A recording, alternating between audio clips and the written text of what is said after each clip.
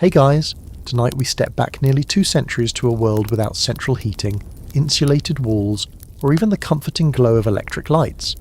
You're standing on the frozen porch of a small timber cabin somewhere in rural Ohio, maybe Indiana, perhaps the wild edges of Minnesota territory. The year is 1847. Your breath crystallizes the moment it leaves your lips, hanging in the air like tiny ghosts before vanishing into the pre-dawn darkness.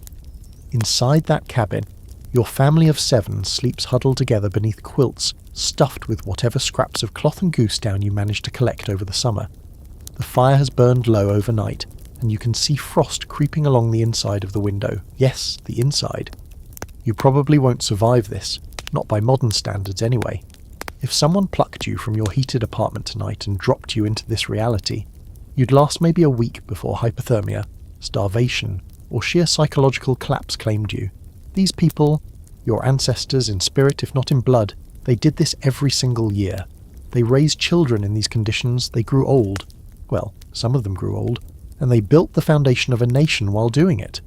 So before you get comfortable, take a moment to like the video and subscribe, but only if you genuinely enjoy what I do here. I'd love to know where you're listening from tonight. Drop your location and local time in the comments. It always amazes me how this little corner of YouTube reaches people from Alaska to Australia, from Norway to New Zealand, all of us settling in for a bit of historical escapism before sleep claims us. Now dim the lights, maybe turn on a fan for that soft background hum, and let's ease into tonight's journey together. The first thing you notice, standing on that frost-covered porch in late October, is how the world speaks to you differently than it does in the 21st century.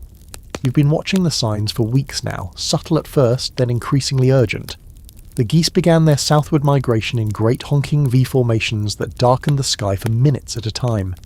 You remember standing in the cornfield, hoe in hand, watching them pass overhead and feeling something ancient stir in your chest, an instinct that whispered, follow them, flee with them, winter is coming and it shows no mercy. But you cannot follow. You have 40 acres, a cabin, a wife, 5 children ranging from 14 years old down to a squalling infant, 2 milk cows, a team of oxen, a dozen chickens, and a sow who's about to farrow her last litter before the ground freezes solid. You're not going anywhere, so instead you watch the signs and you prepare. The animals know before you do, of course. They always have.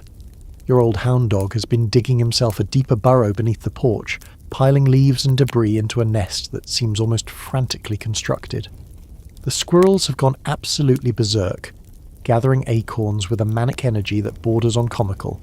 You watched one fall out of an oak tree last week, so laden with nuts it simply lost its grip and tumbled 20 feet to the ground, somehow landing unharmed and immediately scurrying back up for more. Historians still argue whether animals genuinely predict harsh winters or simply respond to current conditions, but every farmer you know trusts the squirrel's judgment more than any almanac. Your own body has become a barometer. That ache in your right knee, the one you injured clearing stumps 5 summers ago, has started throbbing with renewed insistence. Your wife's grandmother used to say that bones could feel the weather coming, and you dismissed it as old wives' nonsense until you realised your knee accurately predicted 3 of the last 4 major storms. There's science behind this, though you won't live long enough to hear it explained. Changes in barometric pressure affect the fluid in your joints, creating discomfort that peaks before weather shifts. Your ancestors knew this empirically centuries before anyone understood the mechanism. The woolly bear caterpillars have been appearing everywhere these past few weeks, those fuzzy little omens in orange and black. The folk wisdom holds that a wider orange band predicts a milder winter, while more black means harsh cold ahead. You've been examining them with perhaps more attention than any grown man should pay to caterpillars, and you don't like what you're seeing. The black seems to dominate this year. Scientists today would tell you this is complete nonsense, that the caterpillar's colouring reflects age and species rather than meteorological prophecy, but you don't have access to that research. You have tradition, passed down through generations who survived long enough to pass it down, and that's good enough. The sky itself has changed. Summer's soft blue has hardened into something deeper, more serious, a shade that seems to warn rather than welcome. The sunsets have taken on that particular quality, streaks of orange and purple that seem almost theatrical, as if nature is showing off before drawing the curtains closed for several months. Red sky at night, sailor's delight, red sky and morning, sailor's warning.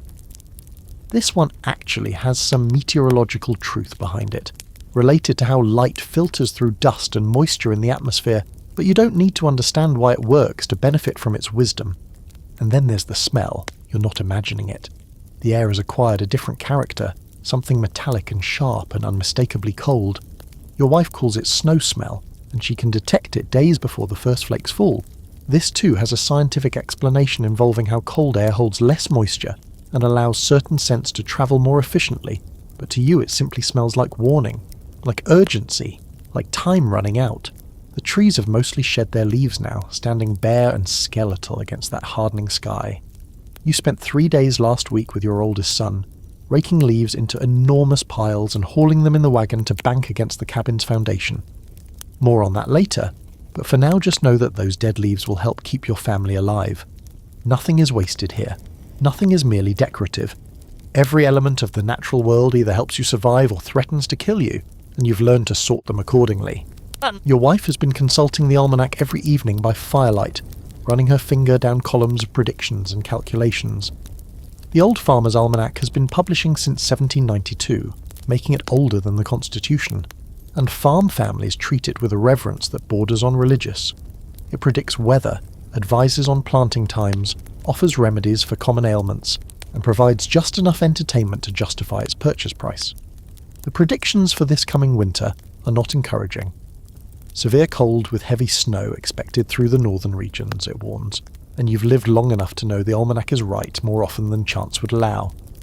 There's a particular anxiety that settles into farm communities in late October, a shared tension that hums beneath every conversation and transaction. When you rode into the general store last week for salt and gunpowder, you could feel it in the way people spoke, slightly faster, slightly higher pitched, with an undercurrent of assessment running beneath every pleasantry. How much wood have you cut? Is your root cellar full? Did you get that cabin properly chinked? Nobody asks these questions directly, of course. That would be rude. But the information gets exchanged nonetheless through implication and observation and the careful sharing of worries disguised as advice. You've heard about the Harrison family 3 miles east, how they lost their father to a falling tree last month and now face the winter with only the widow and 4 children under 12. The community will help, of course. That's how survival works out here. But everyone knows there's a limit to what help can provide when the mercury drops and the snow piles higher than the windows. You've already discussed with your wife what you might spare, calculated against what you absolutely need, and the mathematics of mercy is never comfortable. The days are growing shorter with almost visible speed now. You wake in darkness and return from the fields in darkness, the precious hours of light compressed into a window that seems to shrink daily. By December, you'll have perhaps 9 hours of useful daylight, barely enough to complete the essential chores before blackness descends again. Your body hasn't adjusted yet. You still feel the pull of summer's rhythms, the expectation of warm evenings and long twilights, but it will. It has no choice.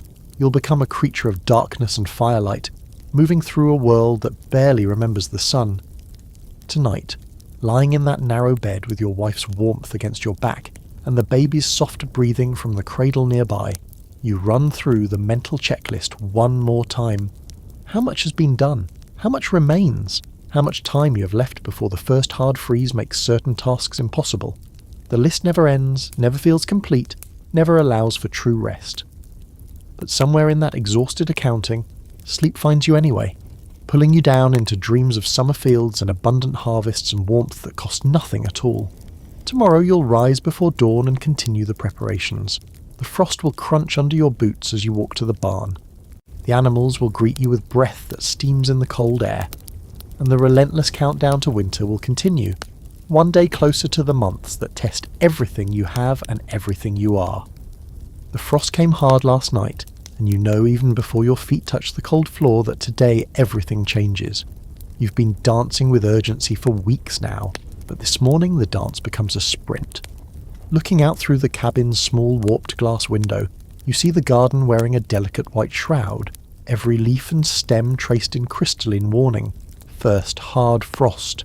The clock that was merely ticking has now begun to scream. You pull on your boots with movements made automatic by years of repetition and step outside to assess the damage. The pumpkins are fine. They can handle a touch of frost, actually become sweeter for it. But the tomato vines have gone black overnight, their leaves hanging limp and defeated. Should have pulled those last green ones yesterday. Hindsight is useless now. You move through the garden with the grim efficiency of a soldier surveying a battlefield, noting what's been lost and calculating what might still be saved. The potato harvest cannot wait another day. You call your wife and the older children, and together you begin the backbreaking work of turning soil and liberating the buried treasure beneath. Potatoes don't mind frost while they're still underground, but once the soil freezes deep, you'll never get them out until spring thaw, and by then they'll be ruined, rotted, worthless. So you dig. Your hands crack and bleed. Your back screams in protest. Your 11-year-old daughter works beside you with the determination that makes you proud and sad in equal measure. She should be playing, learning, enjoying childhood. Instead, she's fighting for the family's survival, and she knows it. The potato harvest was enormous this year, which is both blessing and challenge. You estimate perhaps 30 bushels when the counting is done, enough to feed the family through winter with some left over for spring planting. But 30 bushels of potatoes don't walk themselves to the root cellar. They must be dug, sorted, dried briefly in the autumn air, and carefully transported underground before nightfall brings another frost that might damage the exposed tubers. You work until your vision blurs and your muscles scream, then you work some more. Meanwhile, the other children have been dispatched to handle the remaining harvest tasks. Your 14-year-old son is pulling the last of the cabbages, massive heads that will be stored whole in the cellar or chopped and fermented into sauerkraut. Your 9-year-old is gathering the dried beans from their poles, filling basket after basket with the hard little seeds that will provide protein through the lean months ahead. Even the 5-year-old has a job collecting eggs and checking the chicken coop for any sneaky hens who've hidden their nests outside. No task is too small, no hands are idle. Your wife has been working since before dawn on the summer's final canning, the kitchen transformed into a steam-filled factory of preservation. The last of the tomatoes, the ones you managed to pick before the frost, are bubbling in the great iron pot, being reduced to a thick paste that will be sealed in crocks and stored away. The smell fills the cabin with something almost painfully nostalgic, a scent that means abundance and plenty, and the final desperate grasp at summer's bounty. She's also putting up pickles, relish and apple butter, her hands moving with practiced precision through processes she learned from her mother, who learned from her mother back through generations of women who understood that summer's gifts must be captured or lost forever. The apple harvest requires its own frantic attention. You're blessed with a small orchard, just 6 trees, but they've produced heavily this year, bending their branches nearly to the ground with fruit. Some of these apples will go directly to the root cellar, carefully arranged on shelves where they'll keep for months if the temperature stays cool and consistent. Others will be sliced and dried over the fire, becoming leathery rings that can be reconstituted into pies and sauces come January. Still others will be pressed for cider, some of which will be drunk fresh while the rest is allowed to ferment into something considerably more interesting. Historians still argue whether frontier families drank hard cider for its alcohol content, or simply because fermentation was the only reliable preservation method for apple juice. The answer, almost certainly, is both. The corn harvest happened earlier, back in September when the ears had dried sufficiently on the stalk, but the processing continues now. Great baskets of dried corn ears wait to be shelled, the kernels stripped from the cobs by hand in a process that's meditative when you have time and absolutely maddening when you don't. Those kernels will be ground into meal for cornbread and mush, the dietary staples that will see you through until spring. The cobs themselves aren't wasted. They'll be burned for fuel, used to smoke meat, or employed in ways we'll decline to discuss in detail, but involve the outhouse and the absence of modern toilet paper. You've been watching your neighbours' progress with a mixture of solidarity and competition. The Hendersons to the south seem to be behind schedule. Their corn shocks are still standing in the field, and you haven't seen smoke from their smokehouse yet.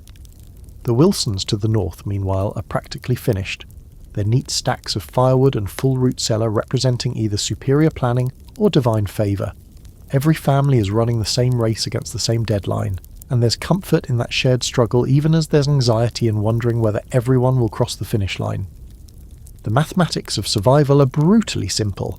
A family of 7 needs approximately 1 ton of food to survive from November through April, when fresh food becomes available again. That's not accounting for waste, spoilage, or the inevitable losses that come from stored food simply deteriorating over time. So you actually need more like 1.25 tons, maybe 1.5 tons, to be safe. And safe is a relative term when the nearest general store might be inaccessible for weeks at a time due to snowfall on roads that were barely passable to begin with. The calculation breaks down roughly like this. You need perhaps 15 bushels of potatoes for the family at minimum, plus another 5 for seed potatoes come spring. You need at least 3 bushels of turnips, which you personally detest but which store beautifully and provide essential variety.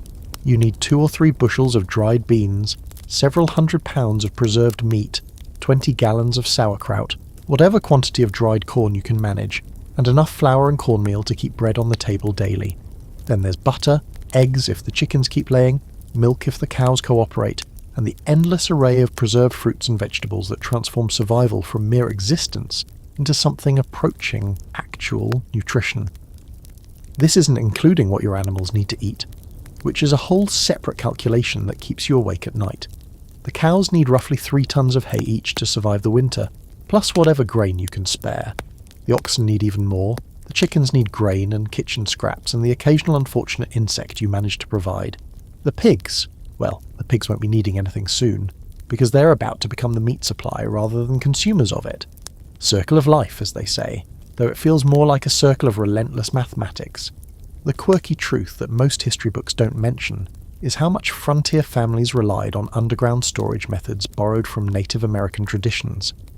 The root cellar you dug 3 years ago follows principles that indigenous peoples had perfected over millennia, using the Earth's consistent temperature to preserve food without refrigeration. Some families went even further, creating cache pits lined with bark or grass that could store food for years if properly sealed. You learned this technique from an old Shawnee man who traded with your father back in Pennsylvania, and you've never forgotten his quiet wisdom about working with the land rather than against it.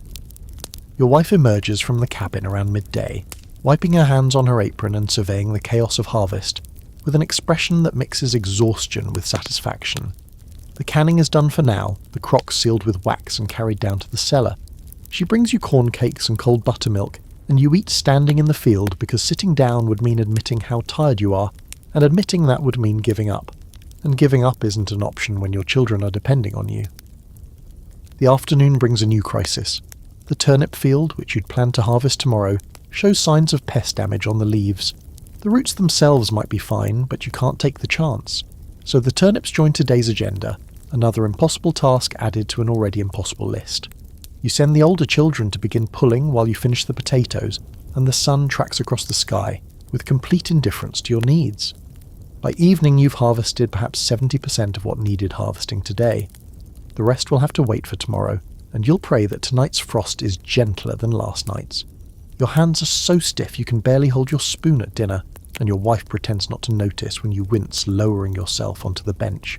The children eat with the focused intensity of young animals, refueling for survival, barely speaking, too tired even for the usual squabbles. After dinner you walk the fields one more time, checking, calculating, worrying. The moon is rising, cold and brilliant, casting shadows that make the harvested rows look like graves. Perhaps that's morbid. Perhaps it's simply accurate. Everything out here is a negotiation with death, and you've learned not to look away from that truth. Tomorrow the harvest continues, and the next day. And the day after that, until either you've gathered everything you need, or the weather makes gathering impossible. The race isn't really against winter, you realise. It's against your own limitations, your own body's stubborn insistence that it can only do so much. Winter doesn't care how hard you work. It comes regardless, implacable and eternal, and your only choice is whether you'll meet it prepared or desperate. You choose prepared. You always choose prepared. And so you go to bed early, aching in every joint, already dreading the morning's return to labour but knowing you'll rise anyway, because that's what survival requires, and survival is the only game that matters. The hog squeals one final time, a sound that will echo in your dreams for nights to come, and then fall silent. Your neighbour Johnson holds the back legs while you work the knife, and the blood steams in the cold November air, filling the waiting barrel with its iron-rich heat. Slaughtering day has arrived, and with it comes the grim, essential work that transforms living animals into months of sustenance. You've been dreading this day and anticipating it in equal measure. The hogs have grown fat over the summer and fall, rooting through the forest for acorns and hickory nuts, cleaning up kitchen scraps and garden waste, converting refuse into flesh with remarkable efficiency. You've named none of them. You learned that lesson years ago when your daughter sobbed for a week after eating Bessie for dinner, but you know their personalities nonetheless. The big sow was clever and cantankerous. The younger boar was lazy but grew fast. Now they hang from the great oak branch, headless and draining, and you feel the strange mix of gratitude and guilt that attends every killing on the farm. The timing of slaughter is not arbitrary. You've waited for the first consistently cold week of November, when daytime temperatures stay below 40 degrees and nighttime drops near freezing. This cold serves a crucial function. It allows the meat to chill quickly after killing, preventing spoilage during the processing that follows. Try to slaughter in warm weather and you're racing against decay, watching good meat turn green before you can get it salted and smoked. Wait too long and the ground freezes solid, making the burial of offal impossible and attracting every predator within miles. The community has gathered for this work as it does every slaughtering season. The Hendersons are here, and the Wilsons, and old Mrs. Kemper, who lost her husband last spring but still keeps 2 fine hogs that need processing. This mutual aid isn't mere neighbourlessness, it's survival strategy. Slaughtering requires many hands and the work goes faster and safer when experienced people share the labour. Today you'll help with your hogs and theirs. Next week, when the millers slaughter their cattle, you'll travel to their farm and contribute your strength to their survival. The scalding trough has been heating since before dawn, filled with water brought to near boiling over an outdoor fire. Once the hogs are bled out, they're lowered into this steaming bath, loosening the hair and bristles that cover their skin. The smell is indescribable, portine, sulphurous, somehow both awful and deeply familiar. Your son works a scraping tool along the hide, removing bristles in long strokes while the animal steams. This hair isn't wasted. It will be cleaned, dried, and used for brush bristles, upholstery stuffing, even mixed with mud to create a primitive form of plaster. Nothing is wasted. The phrase bears repeating because it represents a fundamental truth of frontier existence that modern minds struggle to grasp. Once scraped clean, the hogs are gutted with careful precision. This is delicate work. Puncture an intestine, and you've contaminated the meat with bacteria that could sicken your entire family. Your wife handles this task, her small hands more nimble than yours, her knife work almost surgical in its accuracy. The organs emerge in steaming piles, liver, kidneys, heart all saved for immediate consumption or special preparations. The intestines are cleaned thoroughly, a task so unpleasant that you pretend not to notice your children gagging, and set aside for sausage casings. Even the bladder has value, serving as a container for rendered lard or, in some households, inflated and dried as a child's toy. Historians still argue whether frontier children actually played with pig bladder balloons, or whether this is romanticised folklore, but several primary sources confirm the practice. The carcasses are then split and portioned with a skill that comes only from years of practice. Hams from the back legs, shoulders from the front, bacon from the belly, ribs from the sides, feet and ears and snouts, all separated and assigned their various fates. A good butcher wastes perhaps 2 pounds of a 300-pound hog. You're not quite that skilled, but you're close, and every year your efficiency improves. Here's a quirky detail that doesn't make it into most history books. The process of slaughter often became something close to a festival. Yes, the work was bloody and exhausting, but it was also social, bringing together isolated families who might not see each other for weeks at a time. The women would gather in one area, working on sausage making and lard rendering while exchanging gossip and recipes. The men would compete quietly over who could break down a carcass fastest and cleanest. Children would play between tasks, running wild with the energy of youth, before being called back to help carry, fetch, or clean. There's a dark humour in calling a mass animal killing a festival, but frontier families understood that finding joy in difficult work was itself a survival skill. Your wife has commandeered the kitchen for sausage production, and the scene inside the cabin borders on the surreal. Great tubs of ground meat mixed with sage, pepper, salt, and whatever other spices the household can afford. The hand-cranked meat grinder, purchased 3 years ago at considerable expense, transforms scraps and trimmings into uniform paste. Your oldest daughter manages the casing, threading lengths of cleaned intestine onto the grinder's nozzle, while her mother feeds meat through from above. The results emerge in long coils that will be twisted into links, smoked for preservation, and hung in the cold pantry until needed. Sausage represents the triumph of ingenuity over waste, the transformation of bits too small or irregular for other purposes into something delicious and nutritious.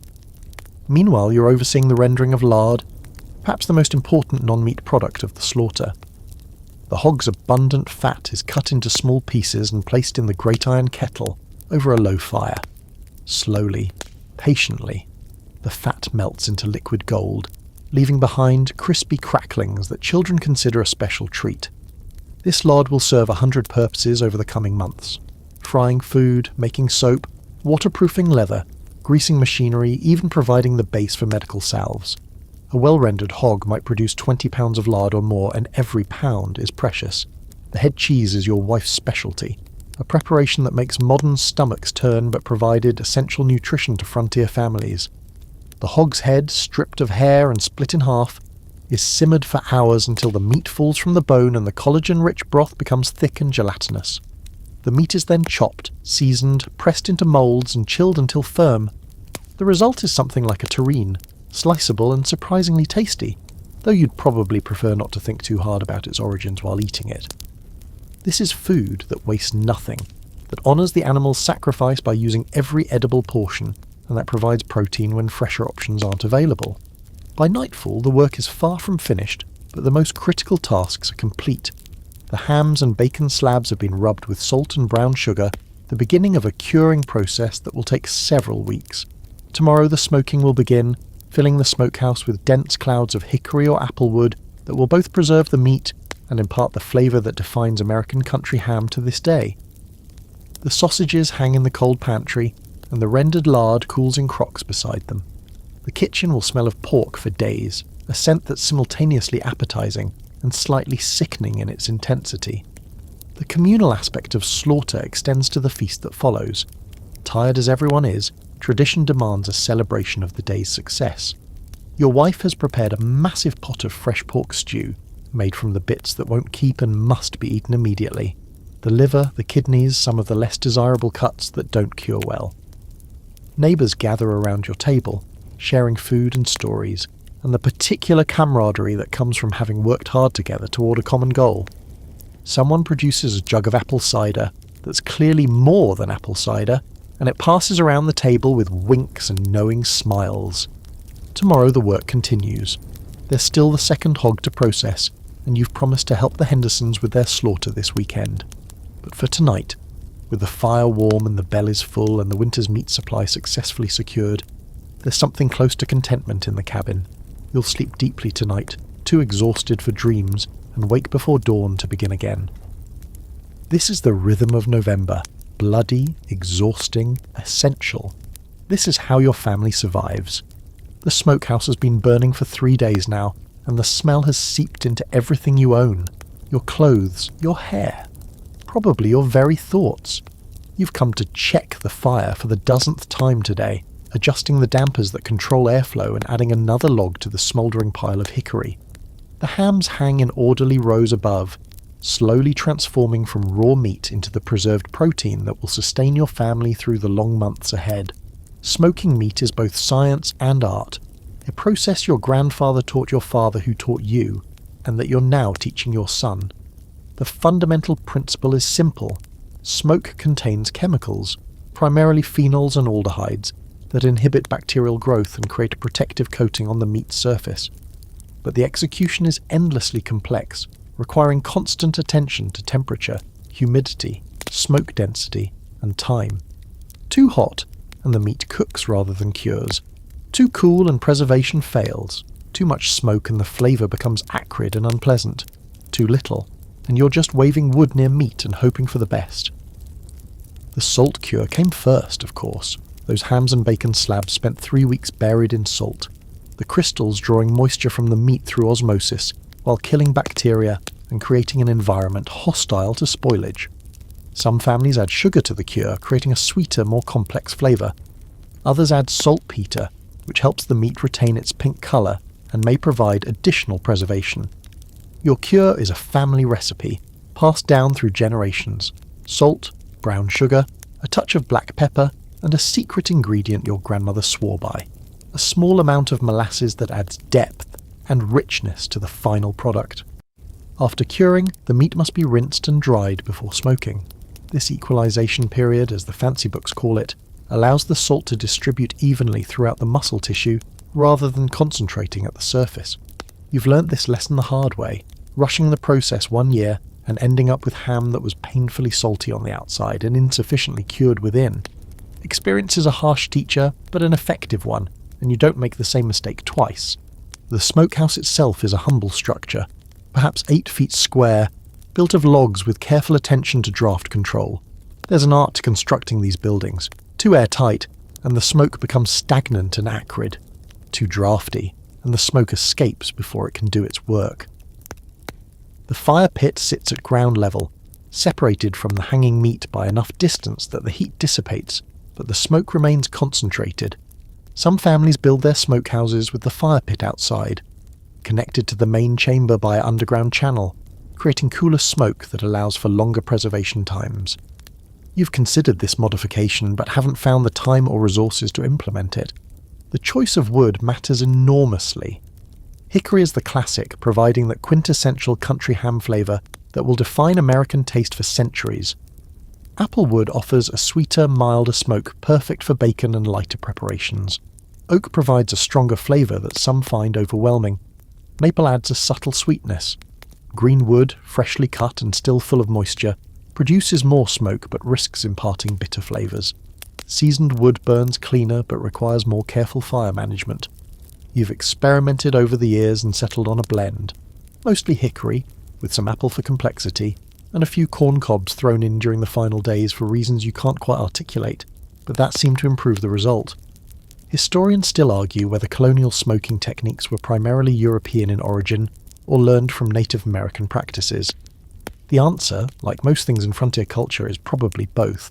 European immigrants brought traditions of smoking and curing that dated back millennia, while indigenous peoples had developed their own sophisticated preservation methods perfectly adapted to local woods and game. The synthesis of these traditions produced something uniquely American, a culinary heritage that persists in country hams and smoked bacon to this day. But smoking alone isn't enough for long-term preservation in the variable conditions of a frontier cabin.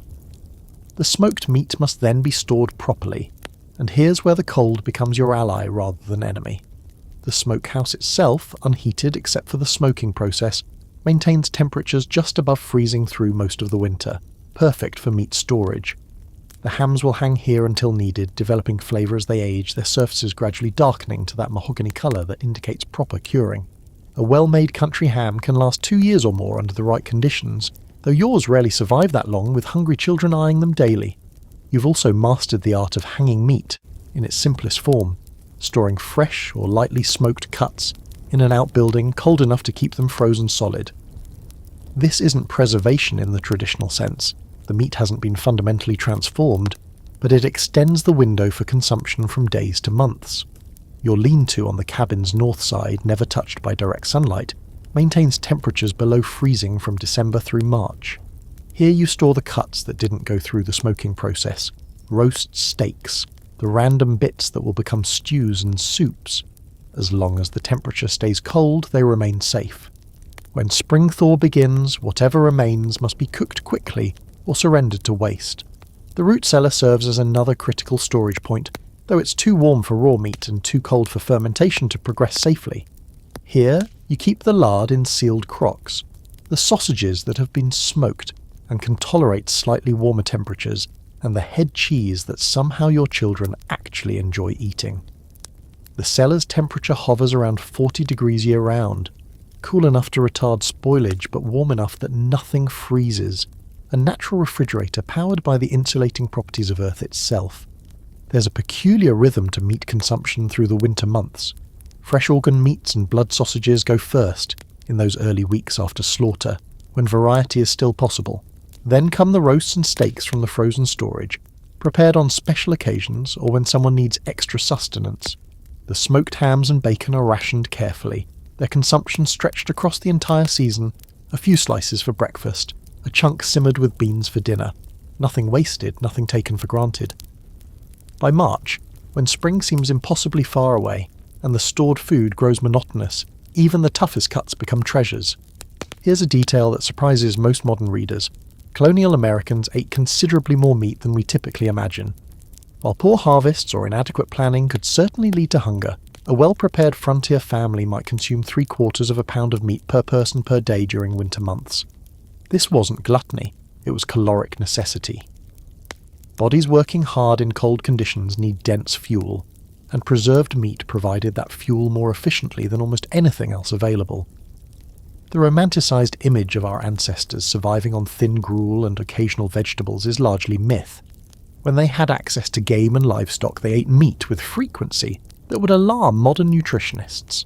Your wife emerges from the cabin carrying a plate of sliced ham and fresh cornbread, still steaming from the Dutch oven. It's too early to be sampling the winter's stores. The ham has barely begun its curing journey. But some pieces didn't take the cure properly and must be eaten now or lost to spoilage. You sit together on the smokehouse step, watching the thin wisps of hickory smoke curl through the roof vents, and enjoy this small preview of the months ahead. The ham is good. Not great yet. That will come with time and patience. But good enough to suggest that your efforts have succeeded, that this year's meat supply will sustain your family through whatever winter brings. Tomorrow you'll need to rotate the hams, moving the pieces from the cooler corners to the warmer centre, and vice versa, ensuring even smoke exposure throughout. You'll also check the bacon, which cures faster and should be ready for wrapping soon. The sausages need turning in their hanging positions. The lard needs ladling into smaller crocks for easier access. The endless tasks of preservation continue, each one a small insurance policy against hunger, each one a vote of confidence that spring will eventually arrive and reward your labours. The fire crackles softly in its pit, and you add one more log before heading back to the cabin.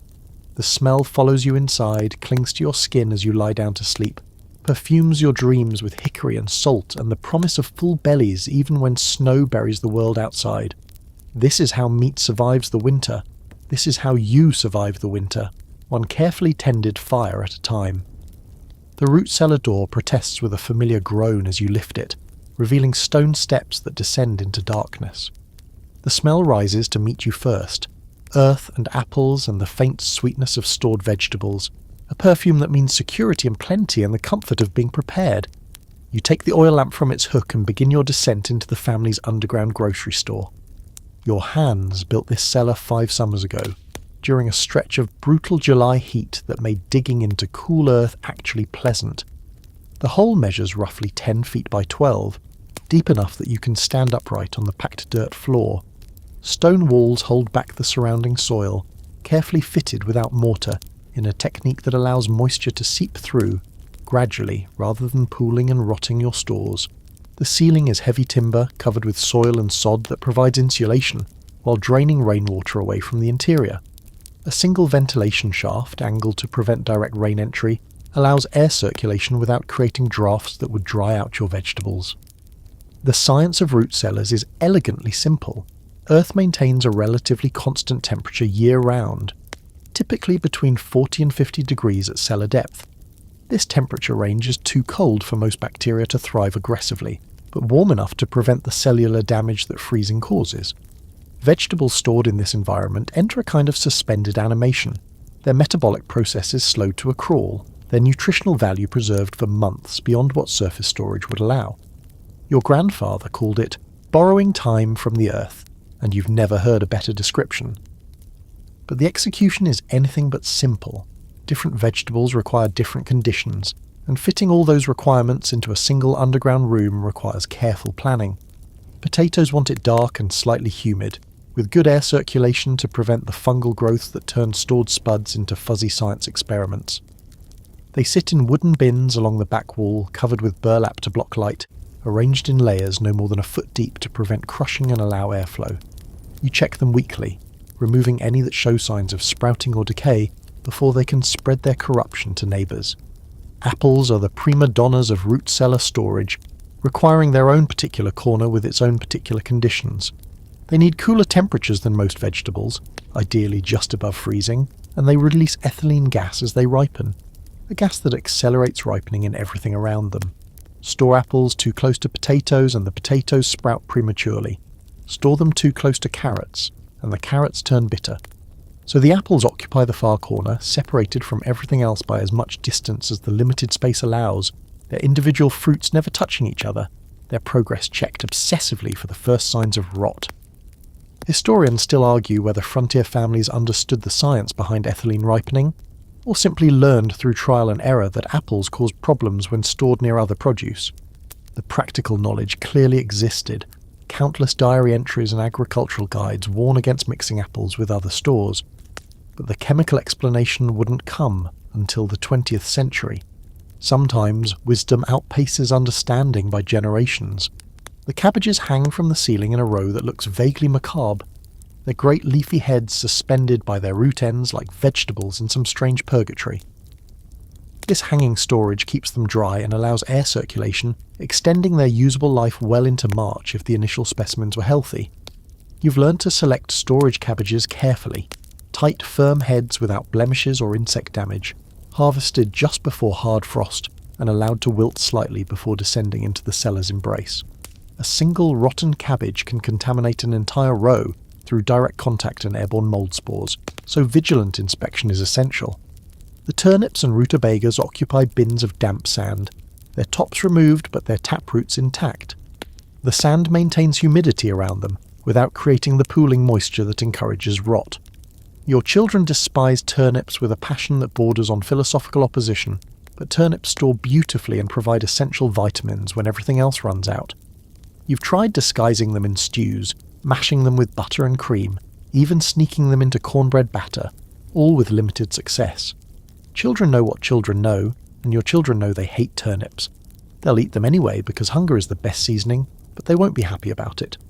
Carrots and parsnips want even damper conditions, actually buried in boxes of wet sand where they'll remain crisp and sweet through midwinter.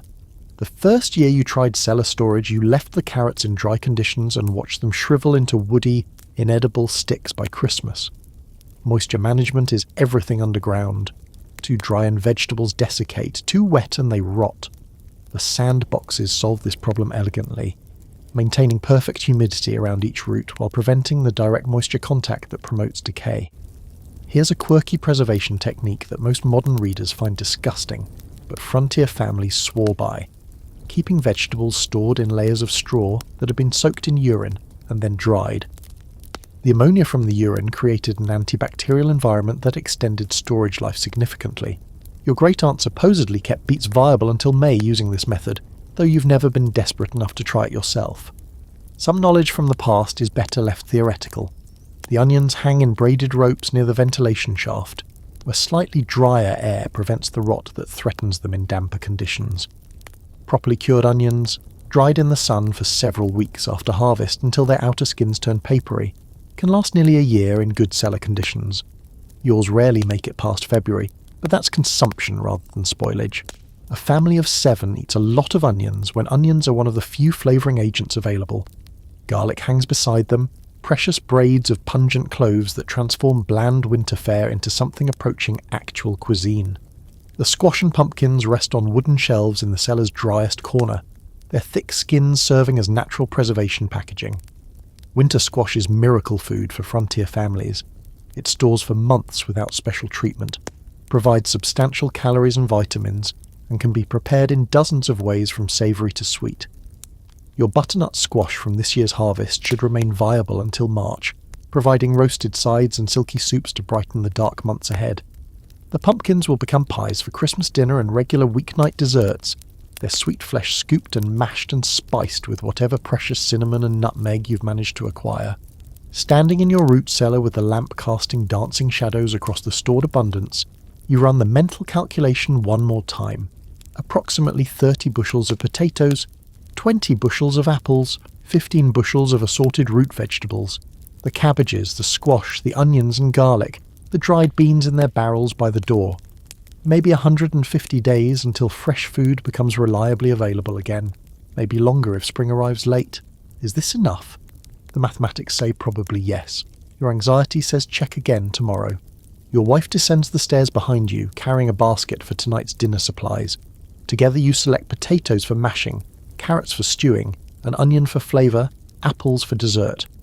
These small daily withdrawals from your underground bank account feel simultaneously routine and momentous. Each trip to the cellar is an affirmation that the planning worked, the harvest succeeded, the winter's threat has been at least partially neutralised. Tomorrow you'll make another withdrawal, and the day after that, until spring arrives or the supplies run out, whichever comes first. The cellar door groans again as you close it, sealing the precious stores back into their earthen refrigerator. Above ground, the November wind has picked up, carrying the smell of approaching snow. Below ground, suspended in cool darkness, your family's food supply waits patiently for its transformation into sustenance. Two worlds, separated by 6 feet of soil and a wooden door. One freezing and hostile, one stable and abundant. The root cellar stands as proof that even in the harshest environment, human ingenuity can carve out spaces of survival and even comfort. You built this, your family will eat from it, and somehow, impossibly, you'll all make it through to spring. The axe bites into oak with a satisfying thunk, and you feel the impact travel up through your arms into your shoulders, your chest, your entire body. Swing, impact, withdraw, repeat. You've been at this since dawn, and the pile of split firewood beside you has grown into something that finally begins to resemble adequacy. Firewood is the currency of winter survival, and you've been trying to accumulate enough wealth to buy your family's lives for another year. The arithmetic is sobering every time you run it. A family like yours, living in a cabin of this size, burns between 15 and 20 cords of wood each winter. A cord measures 4 feet by 4 feet by 8 feet, 128 cubic feet of stacked wood. Multiply that by 17, say, for a moderate winter estimate, and you're looking at over 2,000 cubic feet of wood that must be cut, split, hauled and stacked before snow makes the work impossible. That's approximately 40 large trees, felled and processed, transported from forest to woodpile, organised for efficient drying and access. And you need to do this while also harvesting crops, slaughtering animals, preserving food, maintaining buildings, and somehow not dying from exhaustion in the process. You started this work in late summer, as soon as the crops were well enough established to survive a few hours without your attention. The mornings belonged to the fields, the afternoons belonged to the forest. Your sons joined you when they were big enough to help, learning first to stack what you split, then to split what you felled, then finally to fell trees themselves under your watchful supervision. The forest echoed with the sound of axes all September long, a percussion section of survival playing across the hills. The selection of trees matters more than city folks might imagine. Dead standing timber is ideal, wood that died on the stump but hasn't yet fallen and begun rotting on the ground. This wood is already partially seasoned, meaning much of its moisture has evaporated, and it burns more efficiently than green wood. The problem is competition. Every other family in the area has the same idea, and the supply of good dead-standing timber within reasonable hauling distance has been picked over thoroughly. You've had to range further each year, sometimes walking 2 miles into the forest to find suitable trees, then dragging them out with oxen along crude trails you've cut yourself. Green wood, freshly cut from living trees, will burn, but reluctantly and inefficiently. The moisture in the cells must first be driven off before combustion can occur, meaning a significant portion of the fire's energy goes toward drying the wood rather than heating your cabin. Green wood also produces more creosote, the tarry residue that builds up in chimneys and causes the house fires that kill hundreds of frontier families each year. So you fell green trees now in autumn and stack them away from the house for seasoning. By next winter they'll be dry enough to burn properly. This year's warmth depends on last year's planning. Next year's warmth depends on what you do today. The wood must be cut into lengths appropriate for your fireplace, roughly 18 inches for your hearth, and then split into pieces small enough to catch fire readily, but large enough to burn for extended periods. This splitting is the work that consumes most of your time, transforming logs into wedges with rhythmic swings of the splitting maul. The technique looks simple from a distance, but requires precise reading of the wood grain, careful positioning of each blow, and the core strength to repeat the motion hundreds of times per day. Your forearms have become ropes of muscle. Your calluses have developed calluses. Historians still argue whether frontier families truly burned 15 to 20 cords per winter, or whether this figure has become exaggerated through repetition. Contemporary accounts vary widely, with some diarists claiming to have survived on as few as 10 cords, while others report consuming 30 or more. The variables are enormous: cabin size, cabin construction quality, regional climate, Stove versus fireplace efficiency, family size and individual tolerance for cold. Your own experience suggests the higher end of estimates.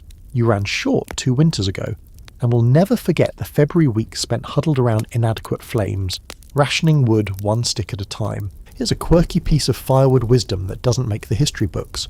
The social dynamics of timber rights were extraordinarily complex. Technically, you could only cut trees on your own land or on designated common areas, but the practical enforcement of these boundaries was nearly impossible, leading to a frontier culture of selective blindness about exactly where trees came from. Your neighbour Wilson definitely cuts from the unclaimed ridge behind your property, and you definitely cut from the marshy section behind his. Nobody mentions it. Nobody complains. The mutual transgression binds you together in a covenant of survival that transcends formal property lines. The stacking is almost as important as the cutting. Wood must be stacked in single rows, open to air circulation, protected from direct rain but not sealed in enclosed spaces where moisture becomes trapped. Your woodpile runs along the cabin's north wall, utilising the slight eave overhang for rain protection, while maintaining the air gaps that promote drying. You've seen families stack their wood in solid piles, thinking they're protecting it, only to discover a rotting mass come February when they need it most. Air is the wood's friend. Moisture is the enemy. Stack accordingly. The splitting maul comes down again, and the oak round separates cleanly along its grain into 2 halves that gleam pale and fresh in the November light. You breathe hard, vapour pluming from your mouth, and pause to survey your progress. Perhaps half a cord stacked today. Perhaps 3/4 if you push through until full dark. Not enough. Never enough. But more than yesterday, and that's the only direction that matters. Your wife appears at the cabin door, calling you in for dinner. The smell of venison stew reaches you even across the yard, and your stomach responds with an urgency that rivals your muscles' exhaustion. You set down the maul, stretch your aching back, and walk toward warmth and food. The woodpile stands behind you, testament to months of labour, insurance policy against months of cold. Tomorrow you'll add to it, and the day after that, until the snow makes cutting impossible, or the pile reaches a height that finally lets you sleep without worrying about February. The fire that warms your dinner tonight came from wood you cut last year, seasoned through the summer, now surrendering its stored sunshine in flames that dance and crackle with something like enthusiasm. You think about the trees as you eat, the oaks and maples and hickories that stood for decades, maybe centuries, before your axe ended their patient growing. Their deaths become your family's life. The energy they captured from the sun over countless summers now releases into your cabin, warming the children who eat their stew and laugh and have no real concept of how close everything always is to catastrophe. You've given them this gift of ignorance through relentless labour. It's possibly the most valuable thing you'll ever provide. The wind finds every weakness tonight, whistling through gaps you could have sworn you sealed last week, reminding you that a cabin is not a fortress, but merely an argument against the cold. An argument that must be renewed constantly to remain convincing. You set down your bowl and take up the can of mud and moss mixture, beginning your evening round of patching and stuffing and making do.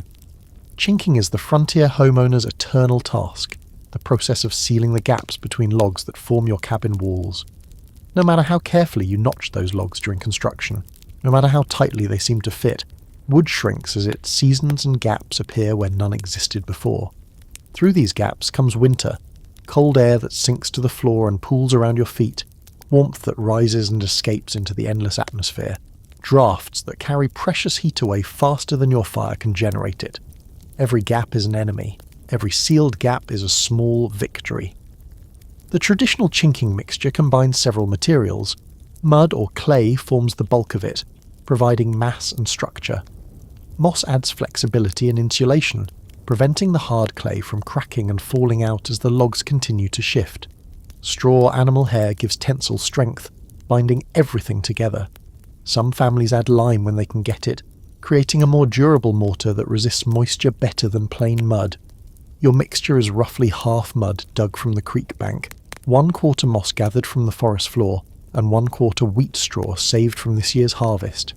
You've mixed it in a great wooden trough, adding water until the consistency resembles thick porridge. Then let it sit for a day while the materials meld together. The application requires patience that you rarely feel you have. You work the mixture into each gap with your fingers, pressing firmly to ensure full contact with both log surfaces, building up layers until the gap is completely filled. Then you smooth the surface with a wet wooden paddle, creating a finished face that sheds water rather than absorbing it. The work is cold, the mud chills your hands until they ache, but stopping means accepting defeat, and defeat means frozen children. Beyond chinking, there's the banking of the foundation. Your cabin sits on stone piers, raising the floor perhaps 18 inches above the bare ground. This elevation prevents moisture from rotting the floor joists, but creates a space where cold air circulates freely, chilling the floorboards and everyone who walks or sleeps on them. The solution is banking, piling earth, leaves, straw, and whatever other materials you can gather against the cabin's exterior base, creating an insulating barrier that blocks the wind and traps a layer of relatively warmer air beneath the floor. You spent 3 days last month hauling leaves for this purpose, raking the forest floor into great piles and transferring them by wagon to your cabin's perimeter. The children treated it as a game at first, jumping in the piles and throwing leaves at each other until your patience frayed and you reminded them rather sharply that this work determined whether they'd freeze this winter. The banking now rises nearly 3 feet up the cabin walls, held in place by rough boards leaned against the logs. It looks sloppy. It looks desperate. It works. Historians still argue whether banking provided significant thermal benefit or merely psychological comfort. Modern engineering analysis suggests the insulation value was real but modest, perhaps equivalent to adding a few inches of fiberglass bats to a contemporary home. But even modest improvements matter when temperatures drop below zero, and every degree of retained heat becomes precious. The frontier families who practiced banking lived longer than those who didn't, and that practical evidence outweighed any theoretical doubts. The windows represent another perpetual challenge.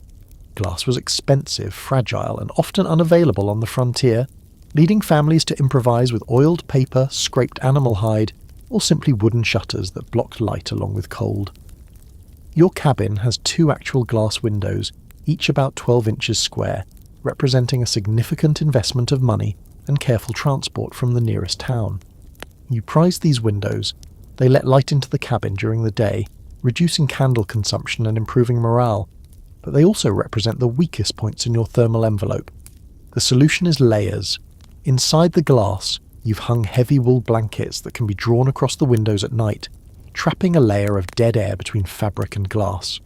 Outside, you've fitted wooden shutters that close tight against the frames, adding another air gap and blocking the direct pressure of wind. On the coldest nights, you stuff rags into the seam between shutter and frame, creating a seal that approaches something like actual weatherproofing. The result is a window system that functions more like a series of airlocks, each layer contributing to the total insulation value. Here's a quirky detail about frontier window management. Some families applied tallow or bear grease directly to the inside of their glass windows during winter, creating an opaque but well-sealed surface that provided better insulation than clear glass. The light blocking effect was considered acceptable given the warmth gained, and the grease could be scraped off in spring when light became more valuable than heat. Your grandmother used this technique.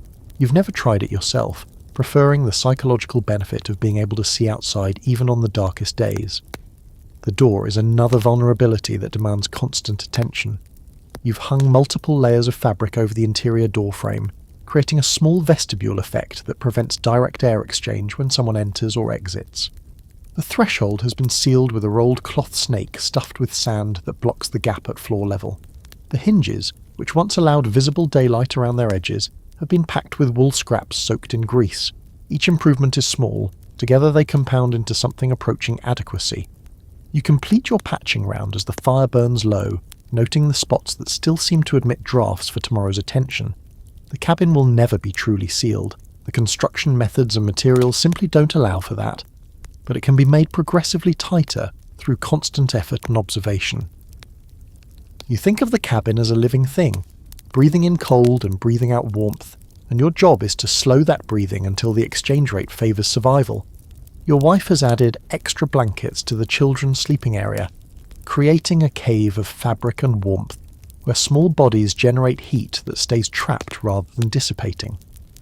The bed you share sits closest to the fire, benefiting from radiant heat and the chimney's thermal mass. The floor in the far corners remains cold enough to see your breath, but no one sleeps there. That space belongs to storage and morning ice breaking, not to human bodies that need warmth to function. Lying in bed with a quilt pulled high, you can still hear the wind testing your defences, probing for weaknesses you haven't yet discovered. Tomorrow it might find them. Tonight, your ceiling work holds. The cabin maintains its argument against winter for one more night.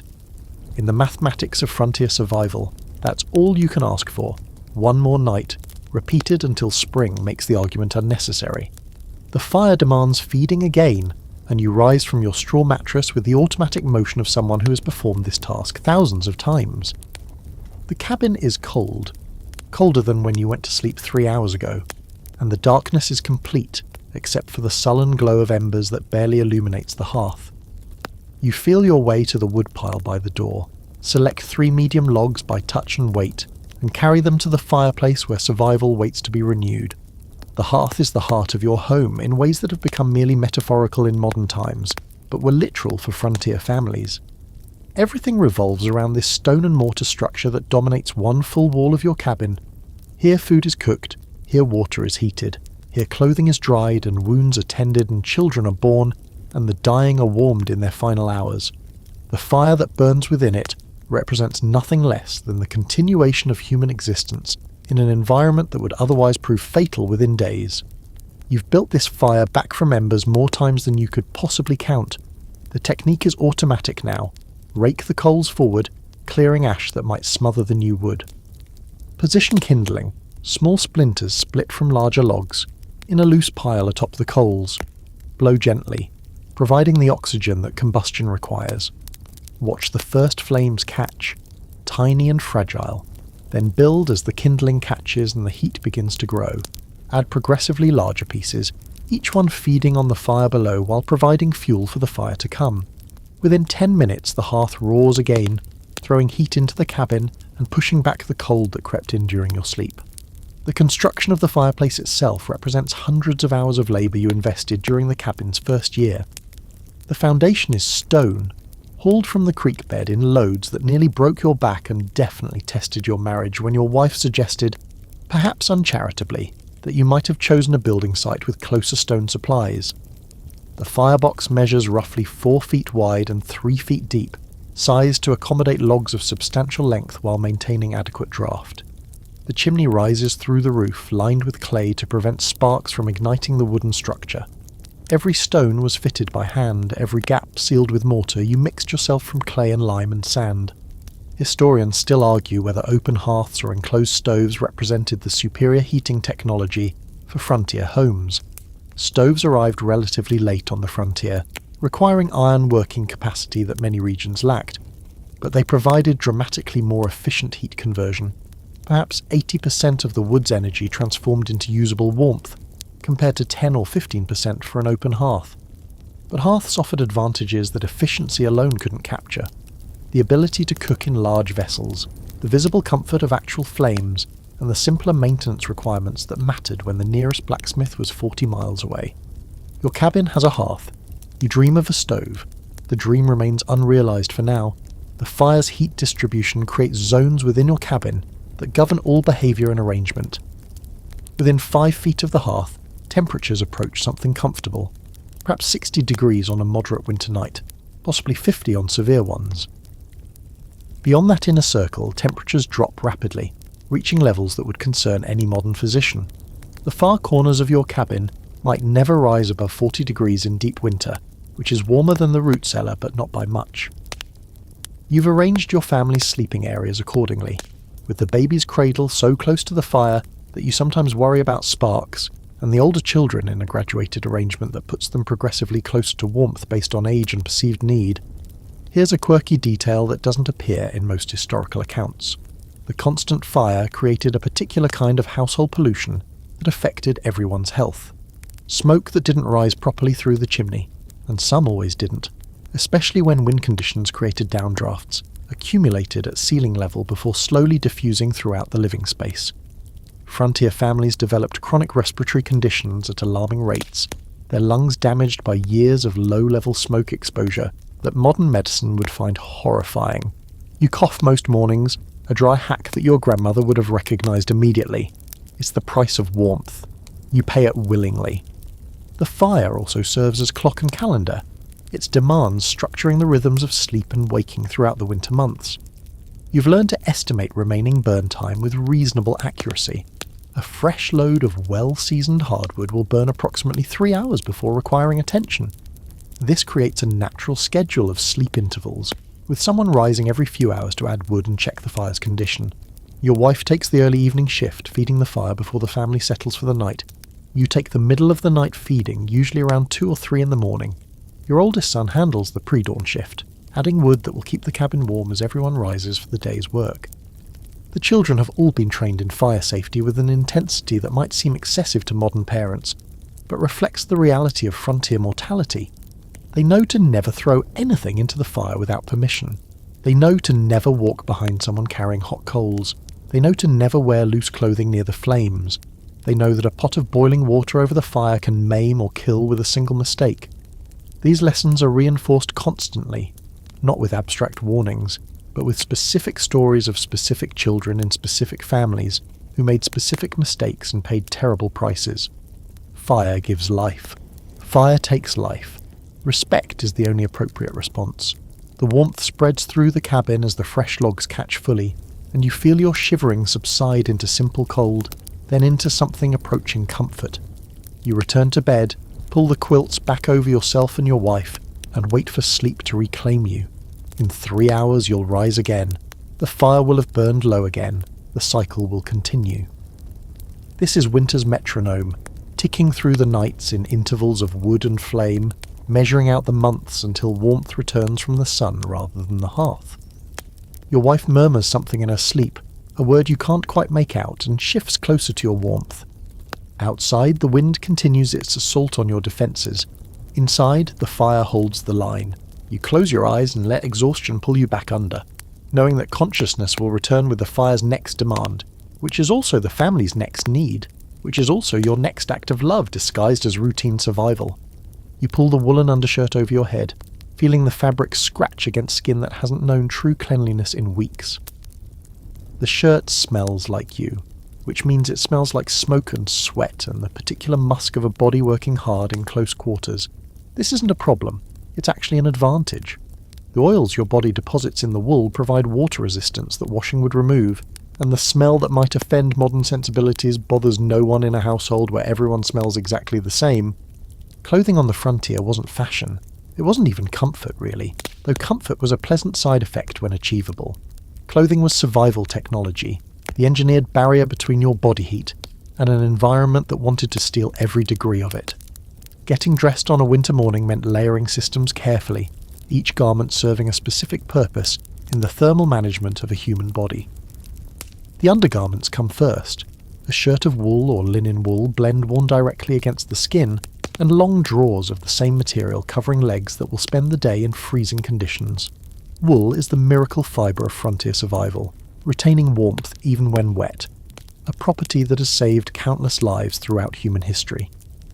Cotton, by contrast, becomes a dangerous liability when damp, losing its insulating properties and actually accelerating heat loss through evaporative cooling. Cotton kills is a phrase modern outdoors enthusiasts learn early. Frontier families understood this principle without needing anyone to articulate it. Over the undergarments goes the main shirt, typically linsey woolsey, a fabric woven from linen warp and wool weft that provides durability and warmth at manageable cost. Your wife spent most of last winter at the spinning wheel and loom, transforming raw wool from your sheep and flax from your fields into this fabric that now keeps you alive. The production of a single linsey-woolsey shirt represents perhaps 40 hours of labour, carding the wool, spinning it into thread, preparing the linen fibre, weaving the two materials together, cutting and sewing the final garment. You own 3 such shirts and consider yourself fortunate. The trousers are wool as well, heavy and loosely woven to allow some air circulation while trapping heat. They're held up by suspenders, belts being both expensive and impractical, when multiple clothing layers must be tucked in and out throughout the day. Over the trousers, on particularly cold days, you wear leather leggings that wrap from ankle to thigh, providing wind resistance and additional insulation for the extremities most vulnerable to frostbite. Historians still argue whether frontier clothing techniques derived more from European traditions or Native American innovations. The answer again is clearly both. European settlers brought their wool-based clothing systems while quickly adopting indigenous use of leather, fur and layering strategies developed over millennia of American winters. Your leather leggings were made by a Potawatomi woman who traded at the settlement last spring. Your wool shirt came from your wife's European-descended mother. The synthesis of traditions kept you warm in ways neither tradition alone could accomplish. Here's a quirky detail about frontier clothing. The vest was perhaps the single most important garment for temperature regulation, and men wore them constantly through the winter months. A wool vest worn over the shirt but under the coat protected the vital organs in the torso while allowing arm mobility. It could be removed without removing the outer coat if conditions warmed. It provided a layer of pockets close to the body where small items could be kept from freezing. Your vest is perhaps the most worn garment you own, taken off only for sleep, and sometimes not even then. The feet present particular challenges. Boots must be waterproof enough to handle snow, warm enough to prevent frostbite, and durable enough to survive months of daily use across rough terrain. Your boots are cowhide, double layered at the sole, treated with tallow to improve water resistance. Inside them you wear wool stockings hand-knit by your wife, thick enough that the boots barely fit when fully layered. On the coldest days you stuff dried grass between the stockings and the boot leather, adding an extra insulation layer that costs nothing and adds significant warmth. The hands are harder to protect. Gloves or mittens warm the fingers but make work nearly impossible. Try splitting wood while wearing mittens and you'll understand the problem immediately. Most frontier men worked barehanded except in the most extreme conditions, accepting the pain of cold fingers as the price of accomplishing necessary tasks. Your hands have developed a tolerance that would astonish someone from a heated world. You can handle metal tools in temperatures that would send a modern person screaming for hand warmers. When gloves are necessary, mittens beat fingered gloves for warmth. Fingers kept together share heat more efficiently than fingers isolated in individual sleeves. Your wife knitted you a pair of thick wool mittens with leather palms for grip, and you wear them when walking between buildings or during the moments between active work. The mittens hang from a wool cord looped around your neck when not in use, a technique borrowed from children's clothing that turns out to be perfectly practical for adults too. The head loses heat faster than any other body part, and your hat rarely leaves your head from November through March. It's beaver felt, shaped into a broad-brimmed style that sheds snow and rain while trapping a layer of warm air against your scalp. Beneath it, on the coldest days, you wrap a wool scarf across your ears and lower face, creating a layered system that leaves only your eyes exposed to the elements. The scarf frosts over within minutes of stepping outside, your breath freezing in the fibres, creating a crust that actually adds to the insulation. Your wife dresses in similar layers, with the addition of multiple petticoats beneath her wool skirt that trap air and provide thermal insulation that trousers would actually surpass, but that social convention doesn't allow her to wear. She complains about this occasionally, noting that men's clothing is obviously more practical for frontier life, but convention runs deep, and her mother would spin in her grave if her daughter donned trousers. The children dress in miniature versions of adult clothing, their small bodies generating less heat, and therefore requiring more layers to compensate. Getting dressed takes nearly 15 minutes on the coldest mornings, a ritual of layering and adjusting and tucking and tying that feels almost ceremonial in its complexity. Getting undressed at night takes nearly as long, each layer removed and hung near the fire to dry whatever moisture accumulated during the day. The clothing never really gets clean during winter. Water for washing is too precious, and the drying conditions too uncertain. But it gets worn into a kind of equilibrium where the smell becomes invisible because everyone shares it equally. The cabin feels crowded tonight, though it's the same space with the same people it always holds. Your wife sits by the fire with the baby at her breast. Your oldest son occupies the bench where he's mending a harness by lamplight. Your 3 middle children are piled in the sleeping loft, their voices carrying down through the floorboards in a continuous murmur of arguments and giggles. You sit in the one actual chair the household possesses, trying to read the almanac by firelight and failing because the words keep swimming and your eyes keep closing. Frontier architecture was designed for survival, not privacy, and the design worked by keeping human bodies close together.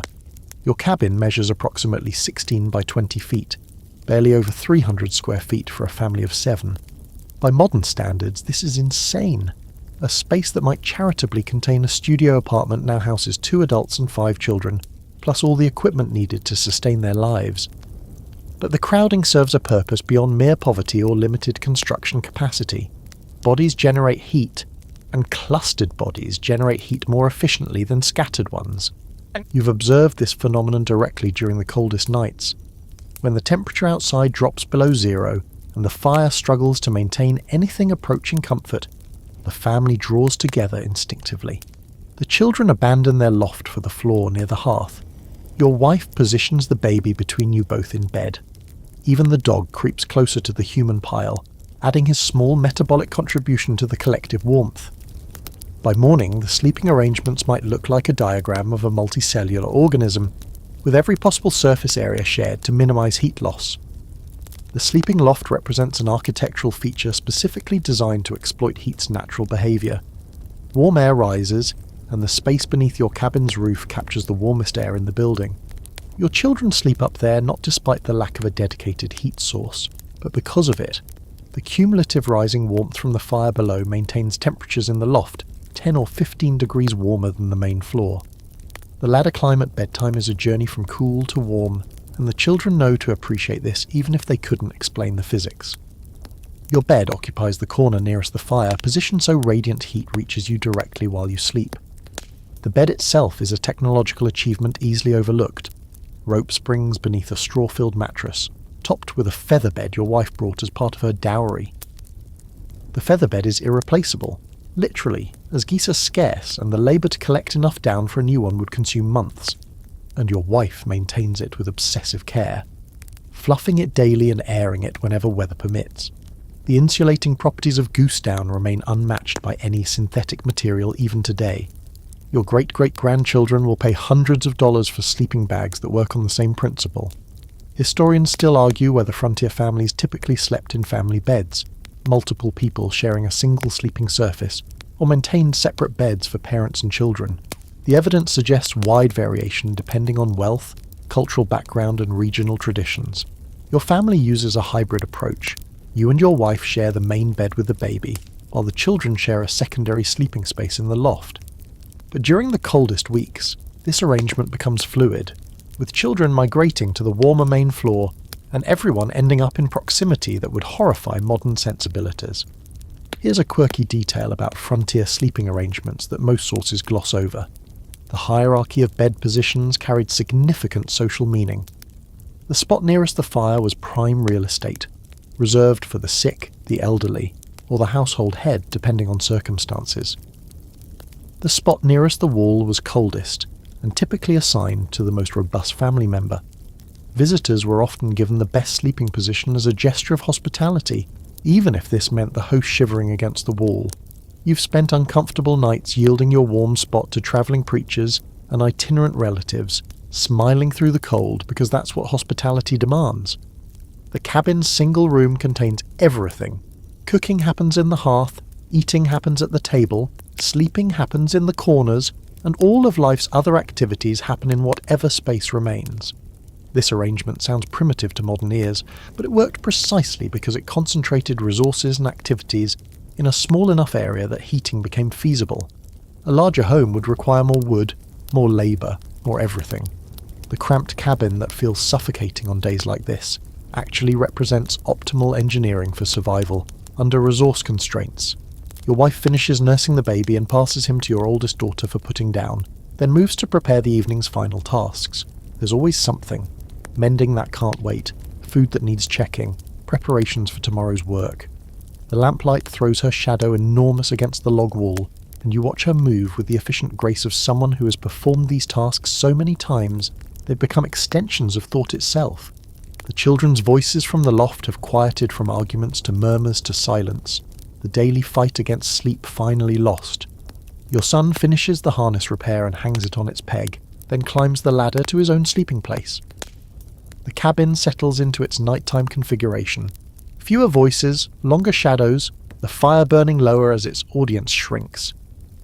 You check the fire one more time, adding a log that should burn through your first sleep cycle. Then begin the laborious process of removing enough clothing to sleep, while retaining enough to avoid freezing. The line between these requirements is narrow and varies with temperature, experience, and personal tolerance. Tonight you'll sleep in your wool undergarments with socks on. Stripping down further would invite a miserable night. The bed accepts you with the familiar comfort of exhaustion meeting surface. Your wife's warmth beside you feels more valuable than any fire. The heat of another human body transferred across the inches between you. The baby breathes softly in his cradle, the sound barely audible over the fire's crackle. Outside, the wind has died down, and the silence that replaces it feels almost unnatural after days of constant noise. Sharing body heat is perhaps the oldest survival technology humans possess, predating fire itself, predating tools, predating language. Your ancestors huddled together for warmth on African savannas before they ever ventured into cold climates, and that instinct remains coded deep in your nervous system.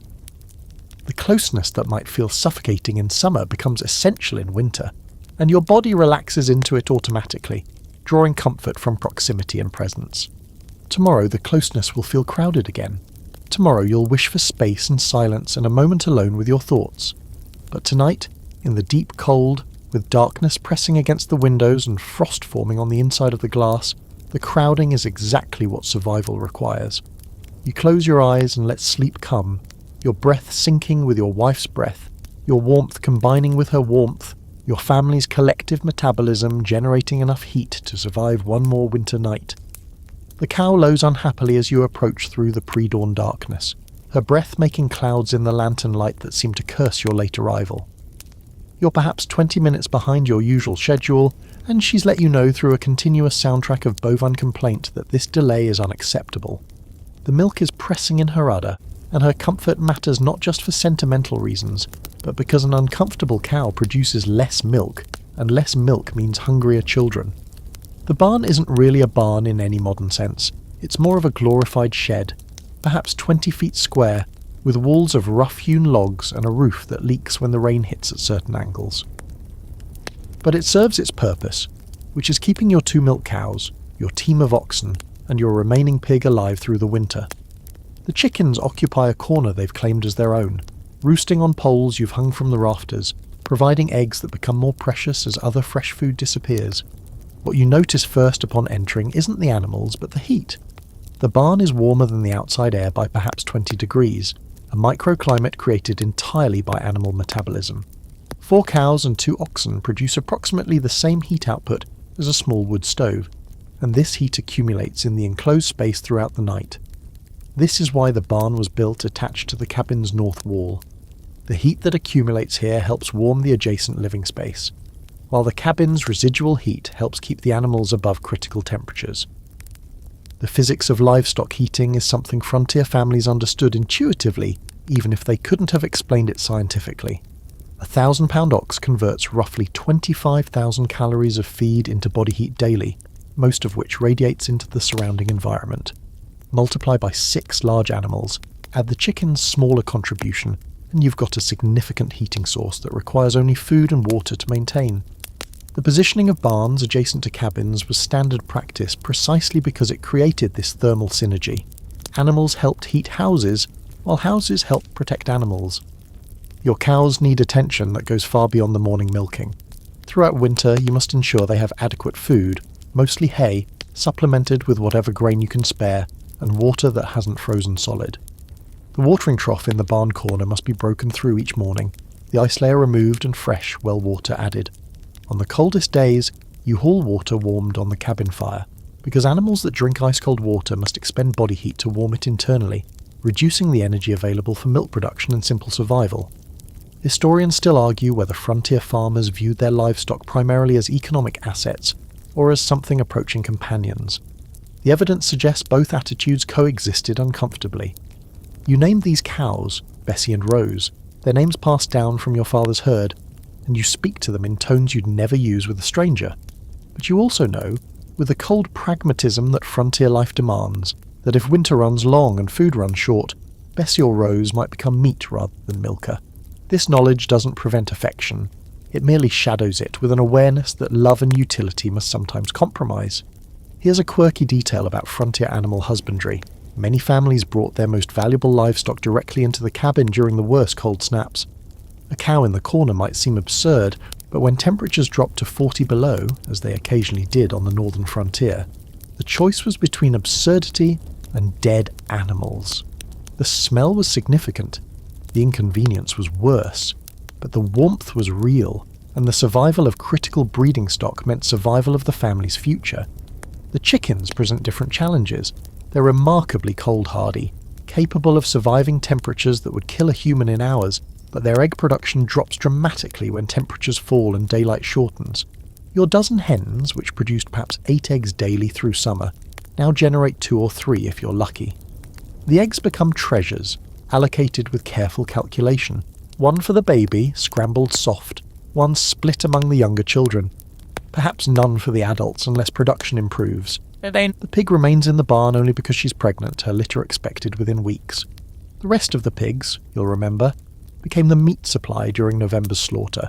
This sow was spared specifically for breeding, her value as future pig producer exceeding her value as immediate pork supply. Keeping her warm enough for the piglets to survive represents a significant investment of resources, extra bedding, extra attention, extra worry. But successful survival means a new litter come spring and meat supply for next winter. The oxen are the true workhorses of your operation, though technically they're cattle. These massive animals pulled your plough through spring soil, hauled your harvested crops to storage, and dragged countless loads of firewood from forest to woodpile. During winter, their work diminishes but doesn't disappear. They'll pull the sled when you need to travel, break trail through deep snow and provide the raw power for any heavy task that emerges. Their care matters because their loss would be catastrophic. Replacing a trained team of oxen might cost more than your entire farm is worth. Morning chores in the barn take nearly an hour.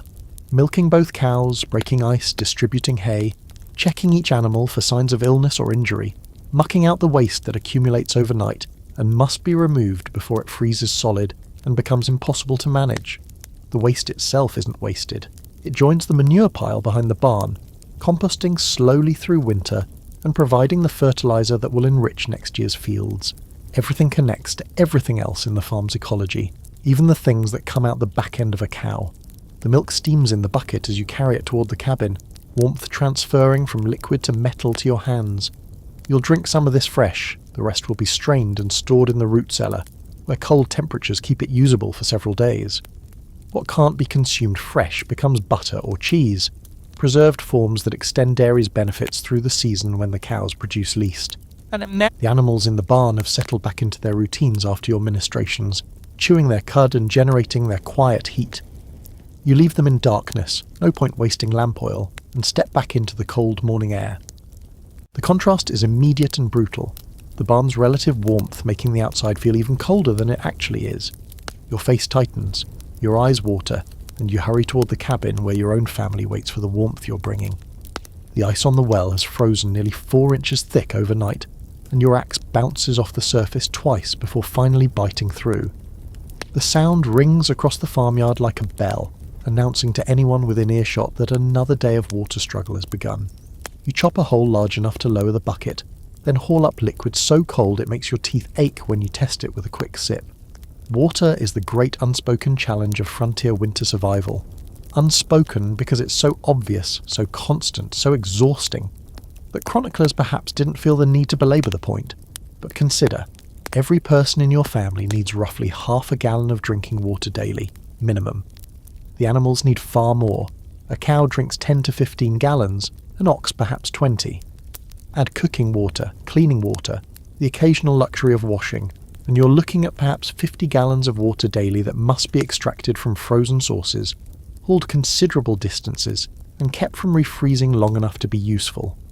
Your well sits about 40 yards from the cabin, positioned uphill to prevent contamination from household waste, and far enough from the barn that animal seepage doesn't reach the water table.